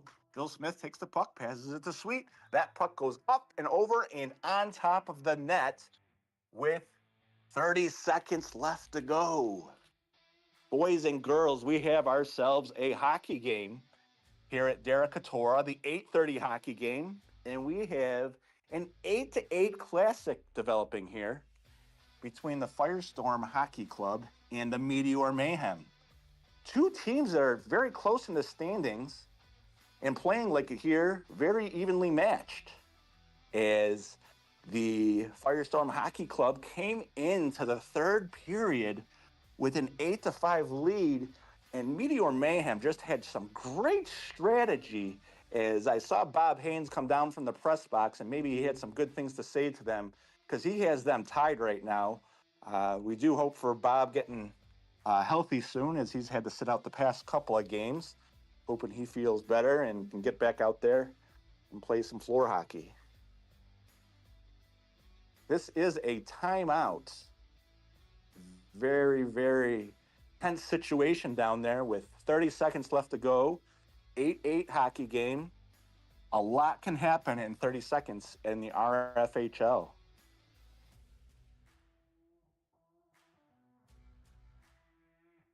And it looks like we'll have a face-off. The referees are discussing. And it will be a face-off off the timeout. I'm sorry. I should have known that in the RFHL rules. Off a timeout. It is a face-off. I'm not sure who took the timeout, but it is 8-8. Sweet takes the puck in his zone, being played very nicely by Mike Curry, as he has no chance to shot. And Mike is kind of putting him into a corner here, as his defense is fantastic. Sweet has his back to the puck. Mike takes a quick shot. Oh my God, that was deflected by Paul Fridman in front. And Brett's got the puck. Oh, it just turned to the side. What a play. What a play. And I don't know what they're going to call there, but Cody Ells was right there to deflect. Looks like the puck went in front of the net. And Cody looks like he maybe got tripped. But it is an 8-8 game going into, as one of the legends of the game would say, overtime. 8-8 hockey game here at Derecatora, and it looks like we'll be going to a 2-on-2 format with 5 minutes in overtime. 5 minutes in overtime, and the way this game has gone, I could see it coming to a stalemate the way they've been playing. As Brett Siebert has completely pitched a shutout in the third period, and his teammates got a 3-goal comeback, took an 8-5 lead going in, or I'm sorry, they were down 8-5 going in and have tied the game at 8. This has been a fantastic hockey game, and I am privileged here to call it for you. Looks like Firestorm Hockey Club is going to have 2.0 and Sweetmeat out there against Paul Paradine and Sean Petrie taking it up for the Meteor Mayhem. Very good times coming up here, folks. 5 minutes left to go. We're in overtime. Mr. John Horan, the referee, will put the puck down, and we will have nonstop action here with 2-on-2 going. Paul Paradine takes a quick shot off. That puck is deflected by Sweet, and he knew it, and they'll take over from the other corner. Paul will take the puck off of the freeze. Whistle goes.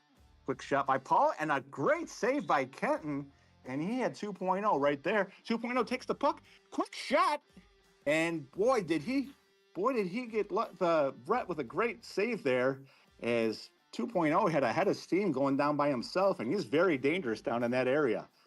Paul with the puck, takes a quick shot, goes behind the net, looking for Sean Petrie. Sean takes a shot, has the puck down there in the corner. Looks like he's trying to get his friend Paul down there, and he's very closely matched up by Sweet. Paul takes a quick shot. Uh-oh, he got 2.0, 1-on-0. Oh, he scores! A turnover by Meteor Mayhem, and just as he's done the first 2 periods, 2.0 puts an exclamation on it, and they win the game 9-8.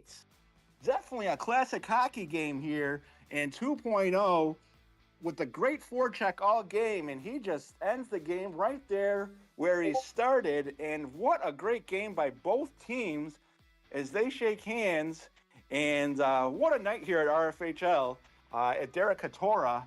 A 9-8 hockey game, and we've had some really great games this year, but that just, wow. Great game by both teams. Both teams played well at different points, and we're going to be headed to the 9:30 hockey game coming up very soon here as they start to pour onto the court for the next game, and I will be one of those hockey players headed down there. Thank you very much for watching and listening, and I will be handing it off to Bob Hartman for the next stage of the RFHL. This is RFHL After Dark. Thanks.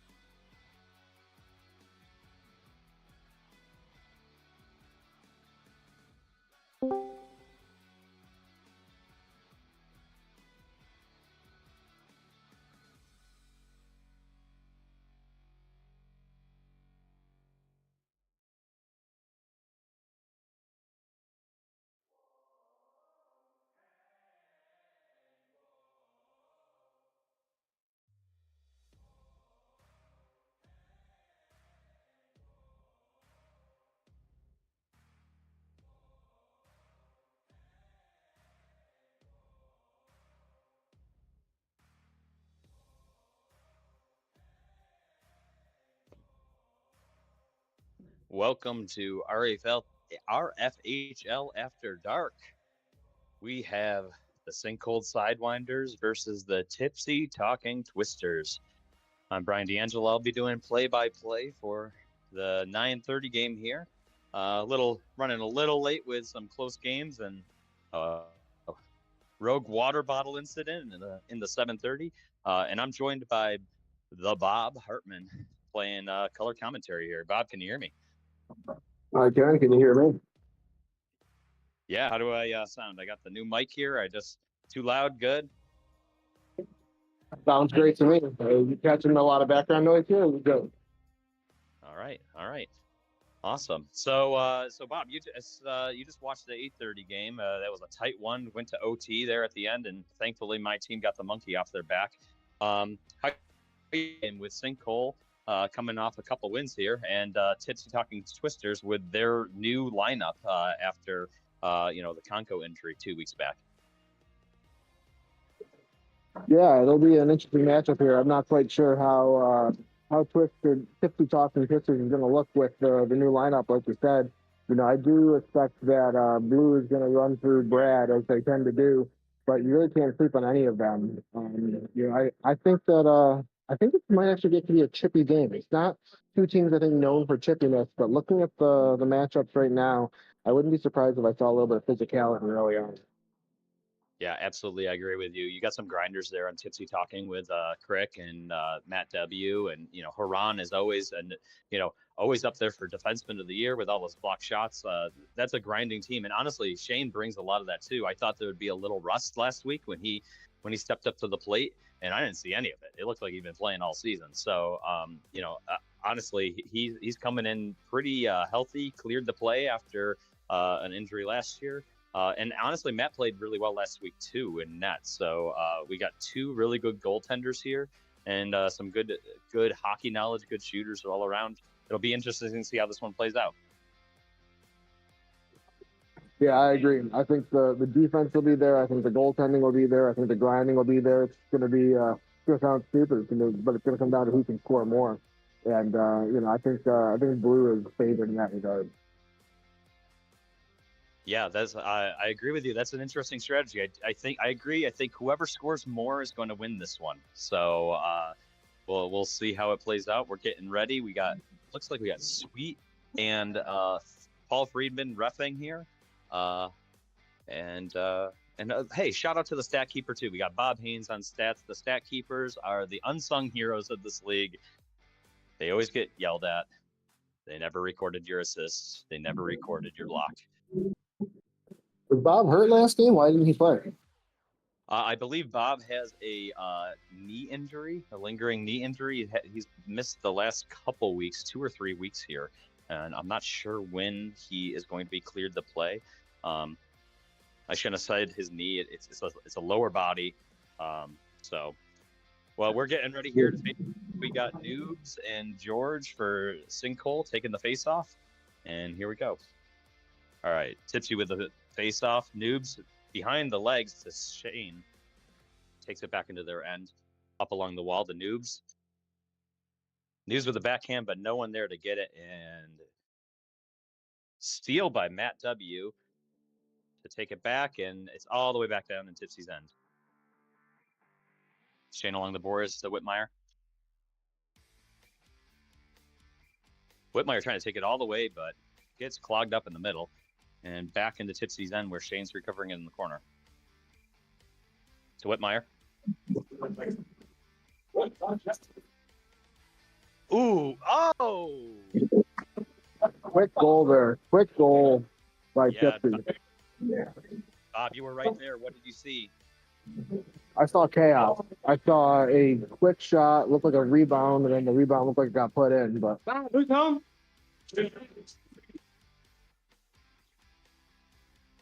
And we have a 1-0 game with 14 minutes left in the period. Grinding underneath the, I don't even remember the name. That Sweet calls it the Jammers press box, the Boner Jammers, something like that. All right, Whitmire with the one-timer at the key, halfway mark. Whitmire trying to take it on his own, and Lally steals it, but they're still fighting with Session. Whitmire behind Matt, and fires it down into their end, and Alex with the pad save. dangerous there, dangerous. It looked like it went off a stick right in front of Alex. Brad getting his first action, and all the way back in their end with George along the boards.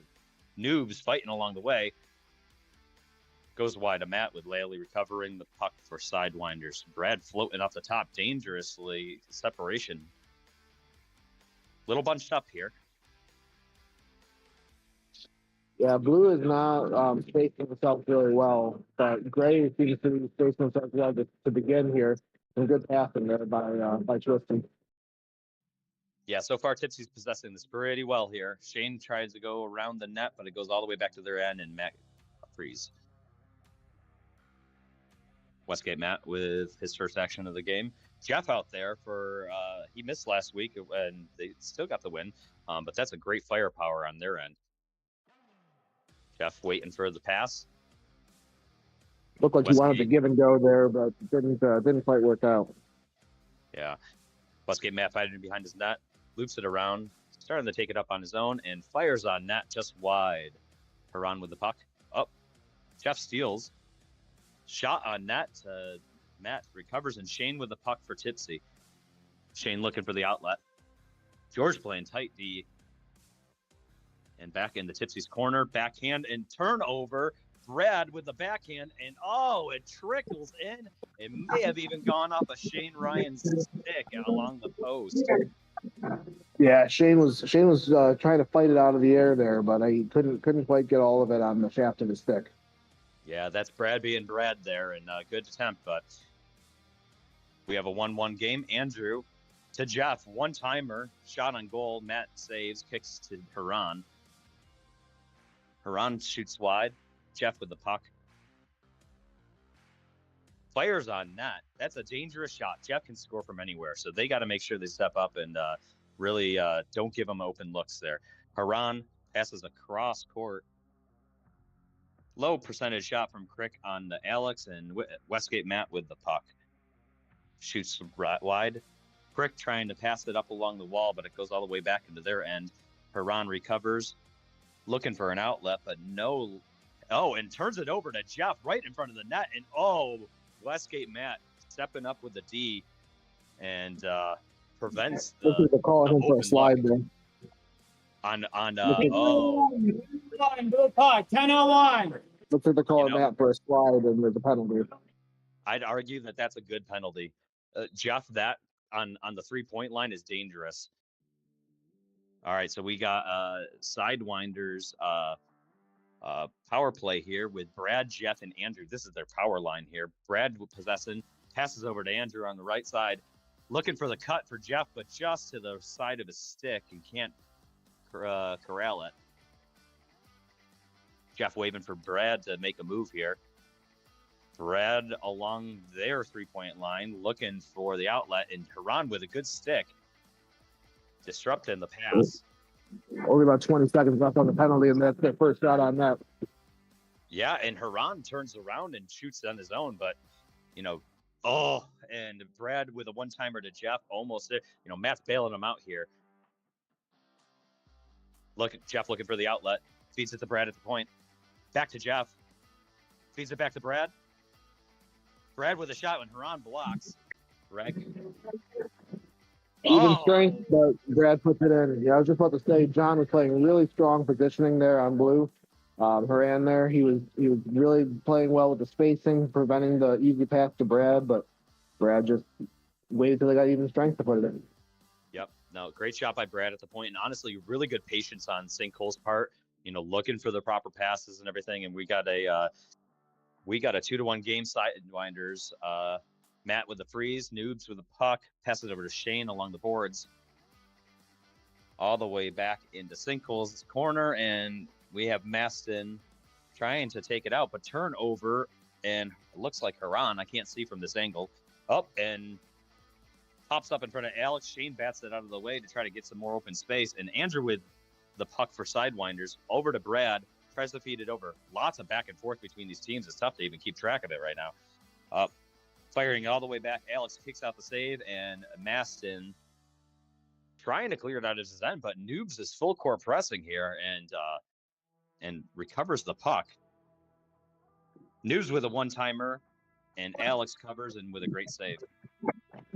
Yeah, a little frenetic right now, Brian. You know, a lot of back and forth, like you're saying. Hard to keep track of it all. Shane with a puck for Tipsy into the Sinkhole's corner. Maston playing defense. One-timer by Noobs, but it just goes wide.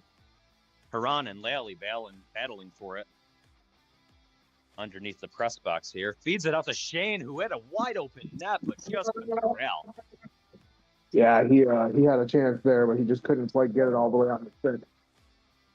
Oh, my goodness. And Tipsy with, Alex flopping around on the ground trying to cut off the angle, and Tipsy just can't get the outlet pass to the open net. Sinkhole puck, Maston along the boards, fires it down, and Shane recovers for Tipsy as he tries to slow this pace down. Passes along the news, moves up to Haran, but Maston with the stick to prevent the...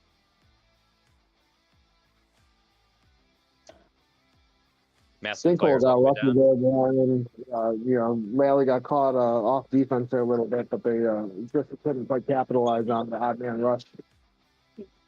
Yeah, back and forth here, keeping it in Sinkhole's end, and it fires all the way back down for Tipsy. Shane in the corner to Haran, wide open, uncovered.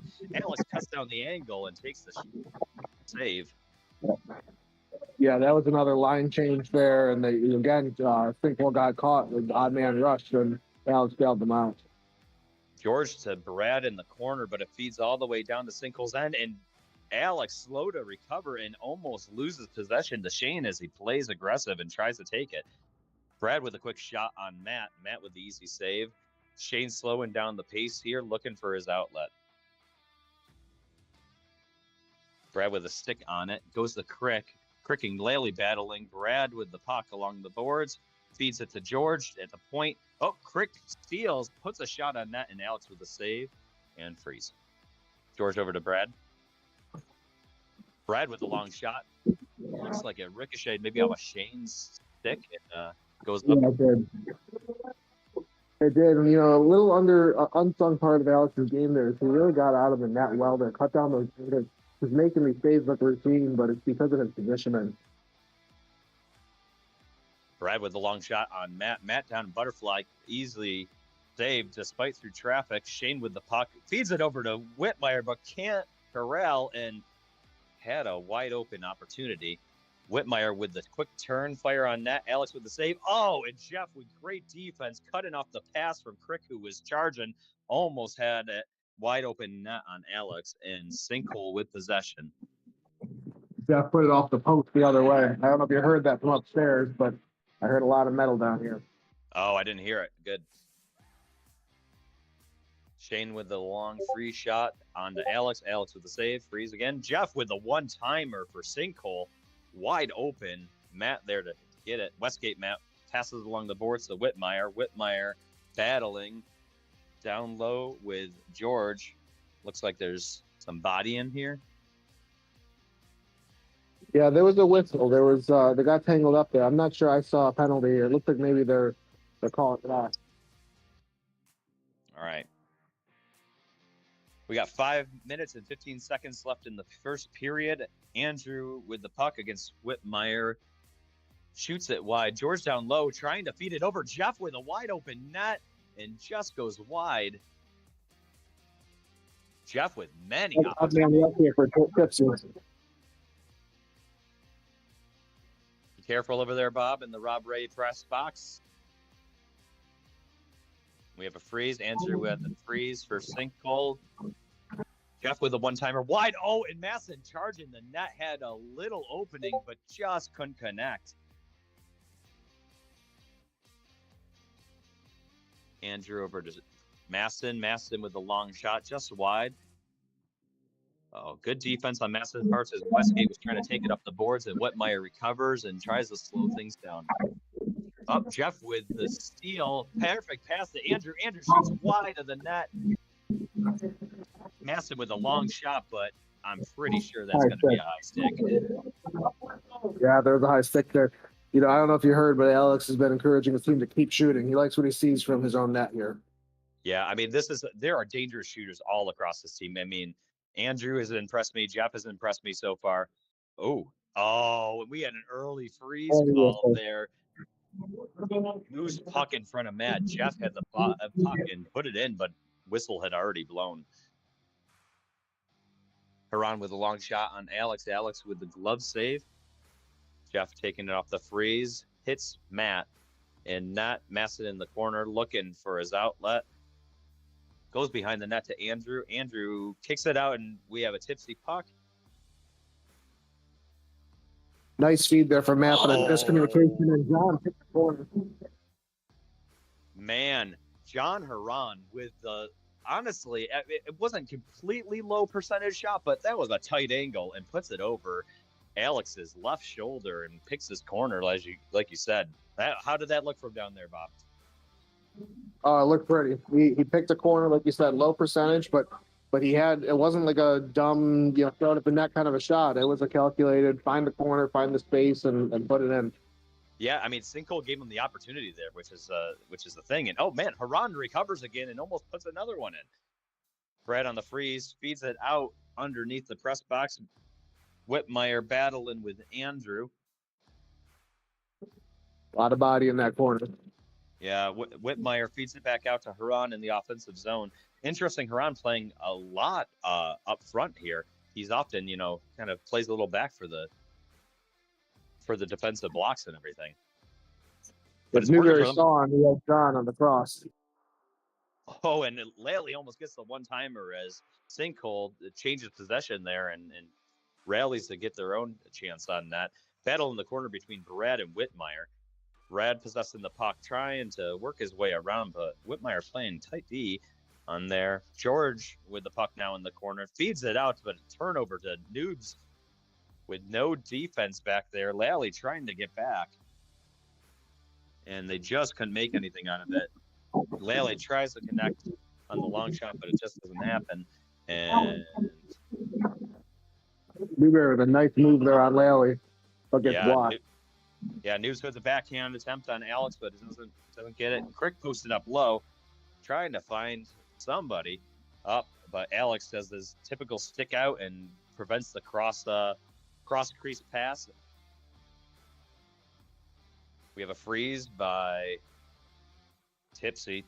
Noobs over to Haran, but he can't settle the puck. Turnover to Laley. Laley kicks it over, but doesn't connect. Brad with the puck. Just what left of the right of the net. Brad in the corner. So it almost sounded like he caught a little bit of post on that shot. Again, he caught post again on that shot. We have less than a minute left in the period, tied 2-2. Haran with the puck, battling against Brad, trying to work his way into the zone, and they kick it back to try to open things up to Crick. Crick along the boards, but turn over to Brad. Oh, and Brad turns it over in front of Alex. Noobs in pursuit. Brad trying to turn up court. Stick handling, but goes with a backhand behind the net, and he gets his own backhand behind the net. Brad passes to Brad. That was Paul Paradine-esque. Brad in the corner, 14 seconds left of the period.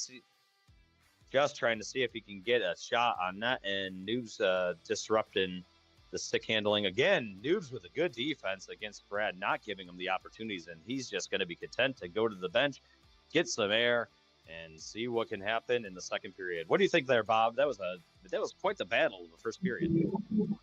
It was a battle, They both teams took some turns with possession, and then like I said, a little bit of frenetic energy there, where there's a lot of back and forth, a lot of turnover after turnover. The one thing that I want to watch though is Thinkful got caught on odd man rushes a little too often there.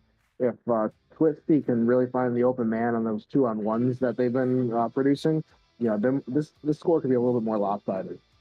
Absolutely, and on the reciprocal of that too, Jeff. I know when we played Sinkhole, Jeff burned us 3 times in the first period on that wicked one-timer shot. It is just, it's Brad level dangerous on the outside. Brad has the stick handling. Jeff has that wicked shot, and it's going to go in this game. It's just, when is that going to happen? Had his opportunities in the first, and Matt posted up well and was able to keep this a low scoring game. Kudos to both goalies, actually. 2-2 game. That's a solid period from a goaltender in this league. Yeah, both goalies stood strong there in that period, but you're right. Matt really did keep his team in the game there. And also, I think Sinkhole needs to get a couple more bounces. They went off the post at least 3 or 4 times.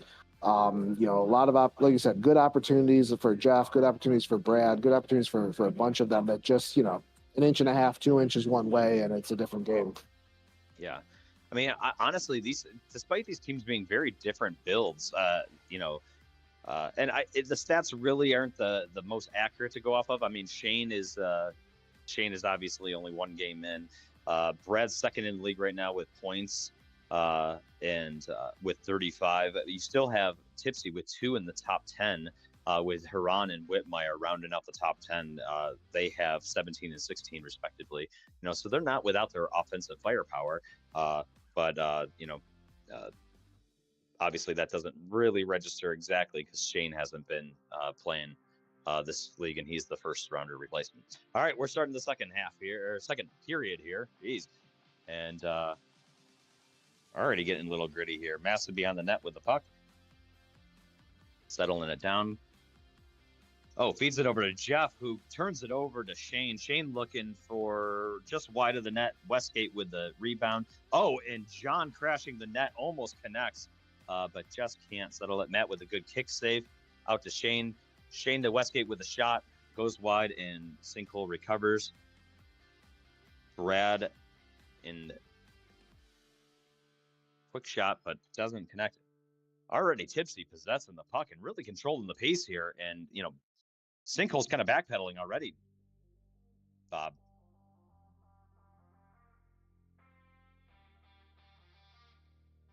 Sinkhole settle in and try to connect Massa and the Jeff, but loses possession. Shane down over to, and crashes his own player with Huron. They got interference. And I just got the interference call over your mic from Sweet. Fake interference call. Let's be clear, there was no penalty on their own team. Yeah, I came off mute to say the same thing, but Sweet beat me to it. Masson with the shot wide. Jeff posted low, trying to see if he could feed the Brad at the point, but Shane playing good defense. Shane with the recovery takes it in just wide. Alex again steps up to cut down the angle. They need to get that puck settled for him. That puck was rolling on its side. He didn't have any control of it. Brad behind Tipsy's net. Jeff with the shot, but Huron with the block. Matt with a save. Oh, and pad saved by Matt. Goes down low right at the right time. You're right, that Brian. Jeff's got a wicked fast shot there. He's got a snap to those wrists in his shot that makes that puck come off with quite a lot of velocity. Yeah.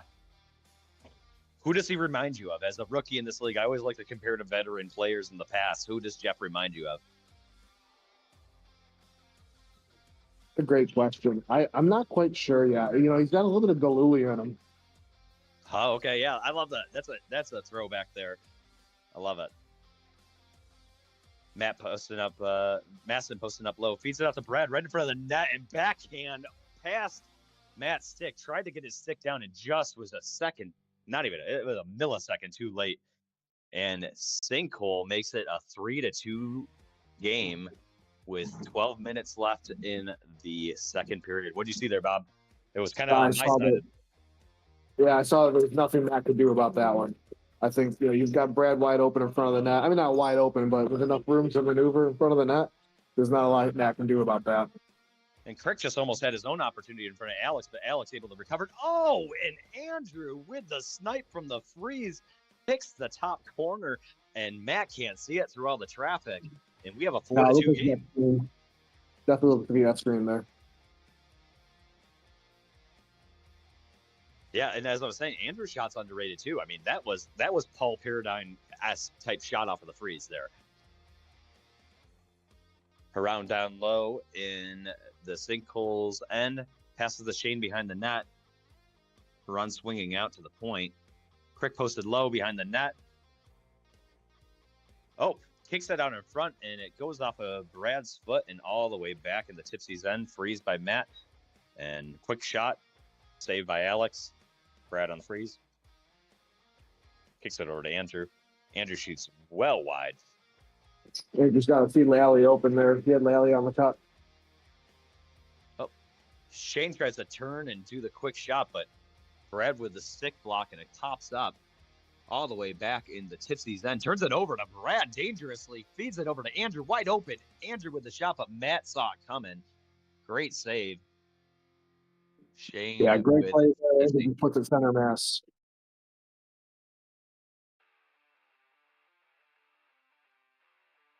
Oh, Shane with the puck tries to do the D'Angelo whip around, but doesn't get it. Yes, I did just call my own style shot there. I wasn't going to say anything. It's like the only thing I score on, so it's when I see it, I love it. Hey, you had a good one in the first period. Exactly.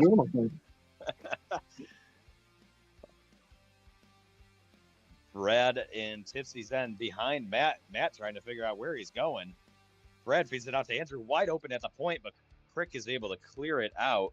Andrew back in his own end with the puck, feeds it along the boards to Lally down low. Lally in the corner looking for the outlet, but Whitmire in for D and steals the puck. And Lally's got an opportunity. What was that? That's a better pass. Lally had an opportunity. They were on a line change. That line change has been a troublesome thing for them this game. Matt with the freeze. Haran taking it all the way down into Sinkle's end. Oh, and Whitmire with the quick defense and steals from Andrew. Fighting along the boards. A lot of stick twang in the air. Andrew tries to blind feed it back, but Haran recovers for Tipsy in the corner, and George for Sinkhole takes it over. Noob's bodying up against him. Yeah, George put his body in a Newberry there a little bit, but nothing escalated. No, and I'd say both of these teams they can be gritty, but they play within the bounds of the game. I think most of them are pretty respectful here. Whitmire trying to look for any outlet, but Masson with some good defense feeds it all the way back down to Brad. Brad takes it beyond his own net. Backhand down to Maston. Whitmire. Whitmire returns the favor from earlier. Yep. Oh, and Westgate Matt with a great shot on that, but Alex is there for the save. Rebound kicks into the corner, goes all the way back out to Noobs. Noobs trying to cover it, but keeps losing the puck and kind of trickled back. Puck was bouncing around quite a bit. The puck's bouncing a lot this period. Oh man, Bob, as a former goaltender, how do you feel about that with the multiple foot save from Matt there? I mean, I feel good about Newberry basically helping them out and covering the puck for him. So you're not giving him credit, is what you're saying? I'm saying that was a questionable cover.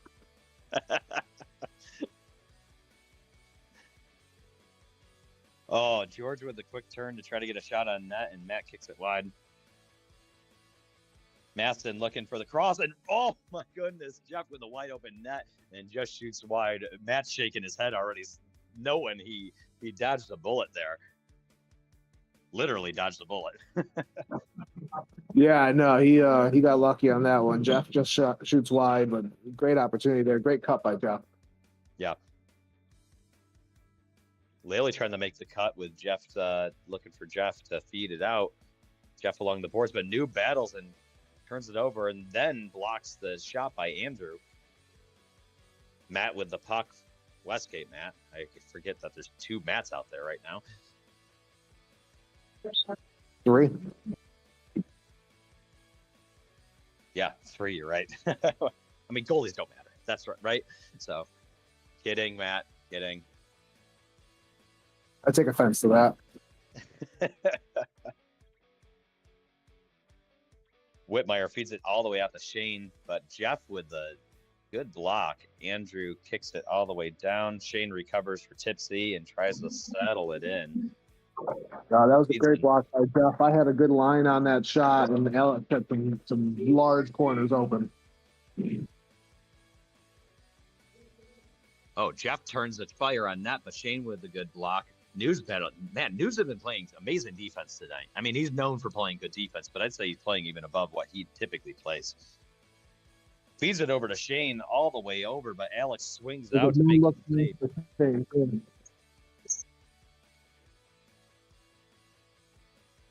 Whitmire with the quick turn on net, and Alex covers. Andrew over to Jeff. Jeff with a great shot, almost had 5-hole, but Whitmire got a stick on it. Feeds it out to Shane. Shane, the puck just went a little too slow. Shane recovers, setting up the play. Whitmire making the cut. Feeds it back to Noobs, but doesn't connect. Oh, and the battle in front of the net, and looks like Sinkle's recovering. Yeah, the Sinkhole dumped it into the far corner. Tipsy took it right back. We got 5 minutes left in the period. Bob, what are you thinking about first period versus second period? How are these teams looking up? Do you think they've made the corrections that they've needed to, or how do you think it's playing out?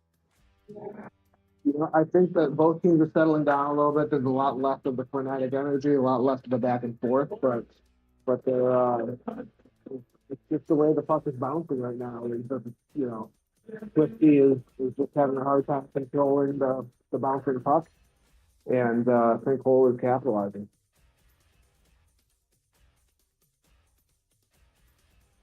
Waiting for the whistle. Oh, and Haram with the deep shot, and it went off of Alex's shoulder. Shane possesses, feeds to Haran. Haran down to the corner to Crick. Crick feeds it back out to Shane, but it goes too far, and Matt covers Shane in his own end. Looking for the quick shot on net, but George is there to block. Takes it back. Feeds it over. Brad grabs it. Settles the puck down. Oh, Brad tried to get the flick and up and over the pad, but it doesn't go in. Brad again behind Matt's net. Oh, tries to wrap around, but there is bodies there to block it.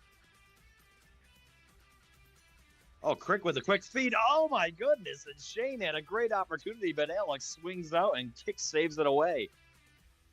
2 amazing plays by both goalies there. Matt played really well there with Brad behind the net. He played it perfectly. He had some help from the defense. He played it perfectly around the angle. And then Alex did just a tremendous save on a breakaway by Shane. Yeah, I have a feeling that probably one of the goalies in this league's worst fear is knowing Brad's behind you, and you don't know where he is. Like, that's scary. And he's already scored once, I think, off of that, and had another opportunity. Oh, bad bounce off of Shane's foot, and it almost goes in his own net. George recovers, tries to put it in. Lots of bodies in the paint. Brad settles it down. Couldn't see. I think it was a block for Haran. Yeah, there was. Now there's a bit of a back and forth against your boards there, Brian. Yeah, Brad just doing his thing there. Literally just put it through Haran's legs and kept going, but just couldn't make something come out of it. Brad the Maston up along the boards. Noobs in pursuit. Yeah, Newberry played defense on both of them that possession. And Masson trying to pull the same wraparound that Brad does, but George with a long shot goes all the way wide and bounces back to half court. 2 minutes left to play in the period. Oh, and quick shot on Alex. He got a piece of it. It dropped straight down, and he couldn't see it. And luckily, it didn't have the momentum to go back into the net. Yeah, luckily if you're tipsy or sinkhole, not luckily if you're tipsy. Yeah, you know what? Brett said it really well in the color for the 7:30 game. That I think he said 30% of this game for goalies in this league is having the luck on your side. It's really what it is, just having the right bounces. That was my problem as a goalie. I always relied on 90% luck.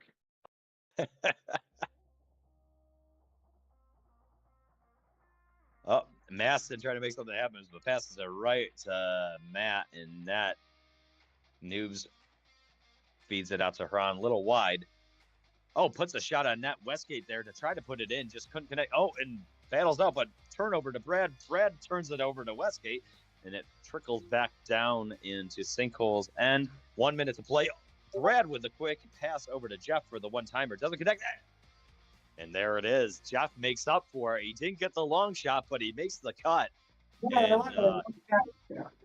George rewards him. Yeah, beautiful play there. Another cut by Jeff. You know, Galuli's not the right reference. I got to think about who it is because he's got like Galuli's like awareness and the movement in terms of like knowing the right spot to be, but he's cutting a lot more often than Galuli did. So I got to figure out who he reminds me of. Whoa, wide open net. Andrew able to shift the puck out. Shoots wide of the net, and Matt covers. Hran with the deep shot. Alex gets a glove on it and covers up on his own net. Brad off of the freeze. Quick shot by Brad, trying to get that quick. I heard an ow from Hran. He took the brunt of that, to Matt's delight. One last shot that he faced. John's doubled over right now. He's not. I don't think he's happy about that block. So that's the end of the second period. We have a 5-2 game. Tipsy not able to score in that second period. Alex with the shutout there for the period. What do you see, Bob? Tipsy just didn't have possession a lot. You know, they had some decent possession early on in the period, but as Stinkpole started to put the pressure on, Tipsy started to play a little more scared. It felt like they started to just try to clear the puck, you know, get it out of their zone and not like take it up, possess it, pass it. They were just kind of dumping and chasing, and it's not working for them. Yeah, I think you're right. There's a lot of shots off the freeze, hoping that something goes through the traffic. A lot of posting up low, hoping to get that, like, just the garbage goals out in front. Alex does kick out a lot of rebounds, but he also, Alex been doing amazing. He's cut down the angles when Tipsy's had a one-on-one opportunity. He's gone back and forth post to post. I mean, Bob, you said there was a few dingers off the posts earlier. I don't know what ends were those happening on. Was that against Alex or? No, that was in the first period. That was against Matt in the first. But Alex is. I don't see too many off the post in the second on Alex, but I think you're right. Alex, you're not going to beat Alex with those long shots. He takes on the angles. He gets out of the net. What you really need to do is you need to move it back and forth, side to side, and Tipsy just didn't possess the puck enough in the offensive zone to do that. I think that's a fair assessment. So down 3 goals. 3 goals is very easy to lose, as we saw from the last game where we were up with 3 goals into the third, and we quickly lost that deficit or that advantage there. What does Tipsy have to do to get back into this one? 2-5, low-scoring game. Both goalies playing, 5 goals for Matt isn't bad. It's just not as good as Alex's 2. Yeah, no, I think they just need to find a way to beat Alex here, and that's not only beating Alex but beating the defense. Stinkhole has continued to push up on offense and get caught on defense, and so Tipsy needs to take advantage of that. Get some odd man rushes, get some 2-on-1s, which Stinkhole is going to give up to them if they keep playing the way they have in the first 2. All right, we're about to start the third period of RFHL After Dark. Third period sponsored by Alt Bar. Alt Bar. Bob, you can start writing me that check. I appreciate it. Thanks. Yeah, just don't cash it until next year.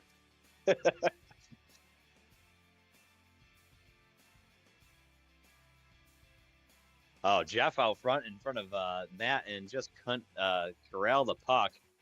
Turnover. Shane with a Here's that odd man with a bad pass. Bad pass across the middle. Brad was quickly cutting down the angle, but there was an opportunity there to Whitmire, and it just was a little ahead of him. Shane swinging out. They are moving much better this period. Oh, my goodness. And Shane's going to be dreaming about that one. He's going to want that back. Yeah, that first shot went off the post and bounced right to Shane, but he just couldn't get his weight on that stick. Matt with a good save, and Tipsy possessing the puck. Feeds it back to Matt with the rebound. Shane, quick pass over to Huron. Little wide. Turnover. Brad with the puck. Looking for Jeff. Wide open. Oh, and can't connect. He had an opportunity there. Bouncing puck there.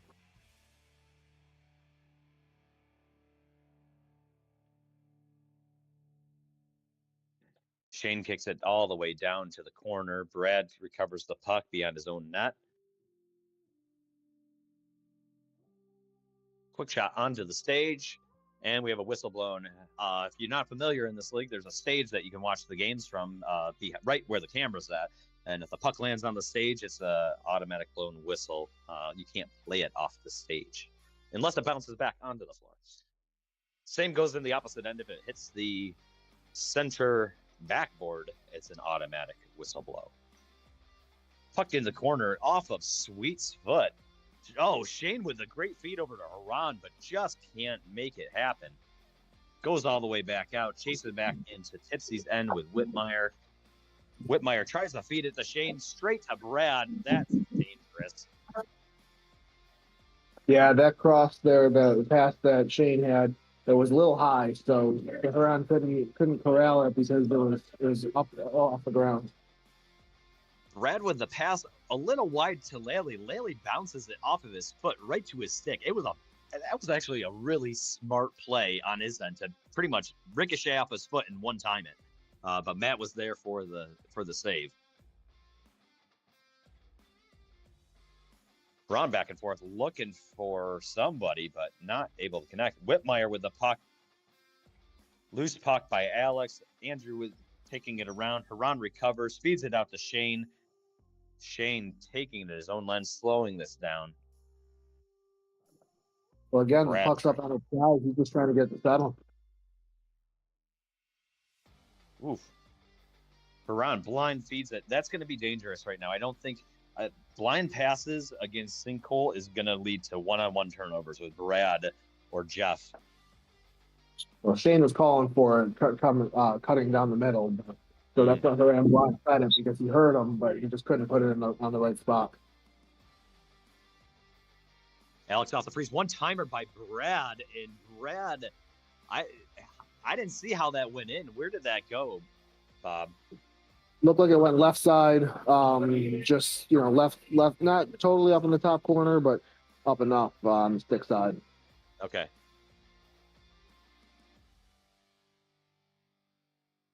Tough bounce there for Matt, and Brad with those wide outside shots is always dangerous. And I feel as a netminder, you have to go into a game against Brad with a mentality that he's going to get 3 of those, and if you can limit him to less than 3 of those, you might have a chance.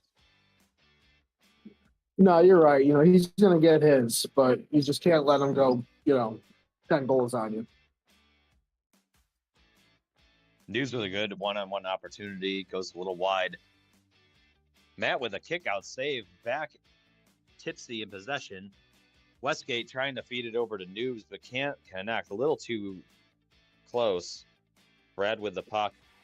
Turns around, but too high again. The pass was too far off the ground. It's interesting because I didn't feel like we had a bouncing puck in our game. I'm I agree with you. It seems like it's going all over the place in this one. So it's going all over the place for Twisty, but I'm not seeing it bounce as much on Sinkhole. I don't know if it's just the puck handling or if it's just luck right now, but it's Sinkhole seems to be keeping the saucer on the ground. You know, they're settling it. There's nice one-time opportunity there, but Tipsy is just having a hard time keeping control of it. Yeah, I mean, Sinkhole's doing a great job. These passes are right on the sticks on Sinkhole's side. They're not cross-body. They're right where they need to be, and everybody on Sinkhole has had a one-timer opportunity. Turnover at half court. Brad with the puck takes it into the corner. Noob's battling him. Hits the Noob's with the puck. Oh, but he loses it along the door and kicks out to Matt with the quick freeze. There was that blind pass we were talking about. Exactly what happened. What just happened. Brad with the steal. Westgate tries to shoot, but it goes way wide. Brad with a one-on-one turnover. Oh, and Shane Westgate gets back, goes off of Matt's helmet, and Brad brings it back out to slow the pace. Oh, Westgate with a good steal and kicks it all the way down to Alex, but easily covers. Alex passes the Brad one time over to Maston. Maston taking it up, but turnover. Haran with a one-on-one opportunity. Alex cuts down the angle. Brad gets back to prevent Haran from getting his own rebound. And Sinkhole feeds it all the way back in the corner. Maston taking it around Matt's net. Turning around, tries the backhand. Whitmire there with the block. George with the puck, tries to swing it around to a cutting Jeff, but can't connect. Maston with the puck in his own end. We're down to 8 minutes left in the third period of a 6-2 game in favor of Sinkhole, who has taken full control of this game since the start of the second period. That was a good read there by Shane. Good pass attempt. The puck was under control, but Alex actually with the stick out there to prevent that pass. Oh, Whitmire tries to feed it to Shane just a little ahead of him, but honestly, Alex was there already he saw the pass coming. I almost wonder on these 2-on-1s if they should be just shooting instead of passing and especially Alex feeding on the pass. Yeah, I think that's probably a good strategy, especially with 7 minutes left. You got to get a few more shots on net and hope you get some of these bounces your way. I mean, I'd argue Alex is having probably a season high game here, which is just sometimes how it bounces. It's just what you got to deal with. Well, don't jinx it, Brian. As a goaltender, I don't want you to jinx it for him. That's fair. Yeah, Alex is going to listen back to this broadcast and curse my name. Trickles down to Haran, who's in his own, in their corner. Andrew with a turnover tries to feed it to himself on the boards, but Shane blocks it. Oh, and Haran with the good feed to Whitmire can't connect. Jeff got a piece of the stick there. Whitmire tried to connect because Jeff got a piece of it. Yeah, as Sinkhole needs to clear it out. Masson just tries to kick it out. There was about 3 opportunities on Tipsy's end, trying to put it in between between Whitmire and Haran. Haran with the shot, and the glove saved by Alex. If ever there should have been a windmill, it was there.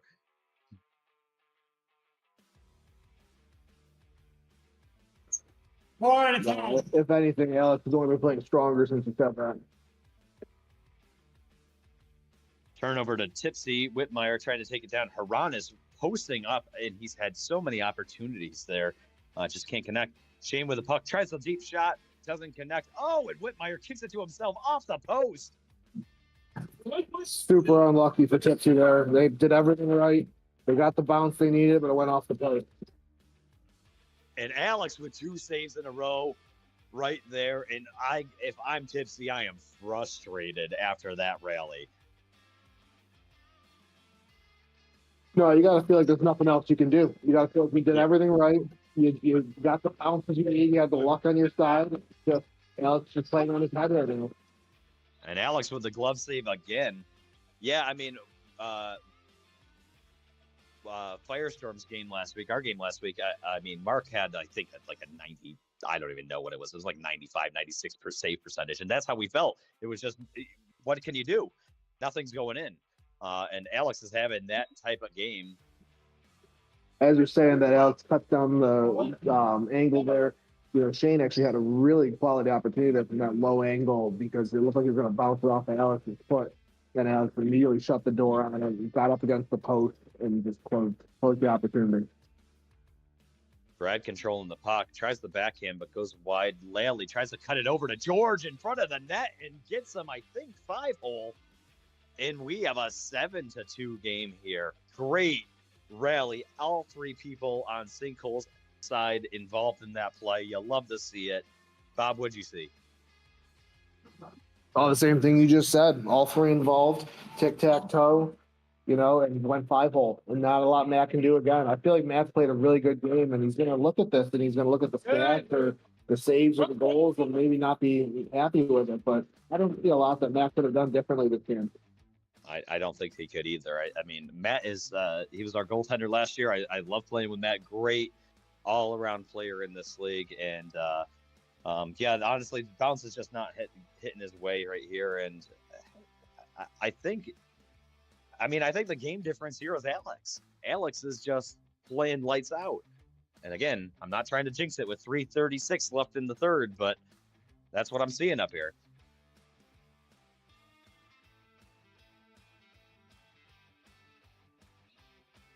A little bit of a battle in front of Alex here. Yeah, I can't see it from this angle. Brad all alone. Yeah, just a bad bounce on Tipsy's end, and it goes deep, and Brad's the only one there back to get it, and Matt's got to face the one-on-one. Brad, just with the fancy stick work, trying to make something happen, has a wide-open George at the point. Really could have fed it out and kind of reset the play, but I guess if you can do that, I mean, why wouldn't you, with the Brad stick handling that he has? 2 minutes, 50 seconds left. We have a 5-goal game. Bob, what does Tipsy have to do? Can they get 5 goals here? Can they pull a Vancouver from this week? No, I don't think they can. I mean, yeah, they can do it. I mean, weird things have happened in the Rochester Floor Hockey League, but not the way Alex is playing. I'm going to be surprised if they get 2 goals the way Alex is playing, even if they pull the goalies. Oh my goodness! And Masson whiffs, and that got easily covered on the film. He's going to look back at that and be mad. Brad with a perfect feed out to him. Haran with the blind pass to Shane. Shane goes with the one-timer, but Alex gets the tip of his stick, and I think it just went off the post again. Oh my goodness!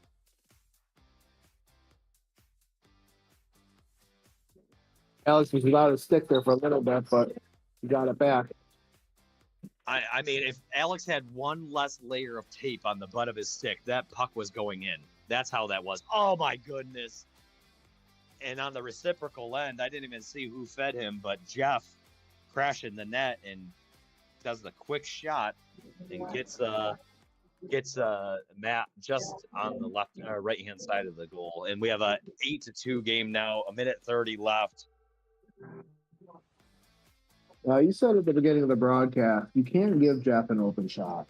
And when Twisted looks at the tape after this, they're gonna see a lot of missed opportunities on defense. They're gonna see too many open looks by Jeff. Giving Brad a little space. Jeff had another opportunity from the corner of the half. Alex sticks his stick out to prevent the cross pass. Jeff on the freeze, looking for something. Whitmire with the block. Goes in the corner with Brad. 55 seconds left. Oh, Andrew tries to feed it to Jeff. Hits his feet. Almost kicks it into the net. Brad with the puck. Feeds it out to Andrew at the point. Andrew with the shot, but Shane with the block. Andrew recovers. Keeps it in. Shane battling. Andrew recovers for Sinkhole. Jeff tries to feed it to Brad, but nothing there. Oh, my goodness. And again, Shane tries to feed it to Whitmire. Great opportunity. Alex kicks over and gets it. Alex way out of a position, but able to cut down the angle. Jeff recovers. 13 seconds left here, Brian. I think you can put a fork in this one. I think so, too. Man, I mean, with 3 seconds left in the game. Shane tries to get the last second shot, and Alex with a career game here with 2 goals against, honestly, a tipsy team that tried everything they possibly could to make that happen. Yeah, at the end there, they were like playing for pride or something. They were doing everything they could to get just one more past Alex, and he just shut everything down. Yeah, Like, and in the Shane. whole line here, they're all congratulating Alex. Everyone is giving him his props. Yeah, I just saw Shane give Alex a big old hug. Honestly, if you could give someone 2 game stars, I'd give them to Alex this game. That was just lights out play on his end. And he's doing it with a borrowed cup from Brandon. Fun fact. I wouldn't give that cup back if I were him. I love it. That's Alex's cup now. Yeah. All good. Well, Bob, thanks for being in the Rob Ray floor box down there. I'm glad you didn't take any pucks to the face.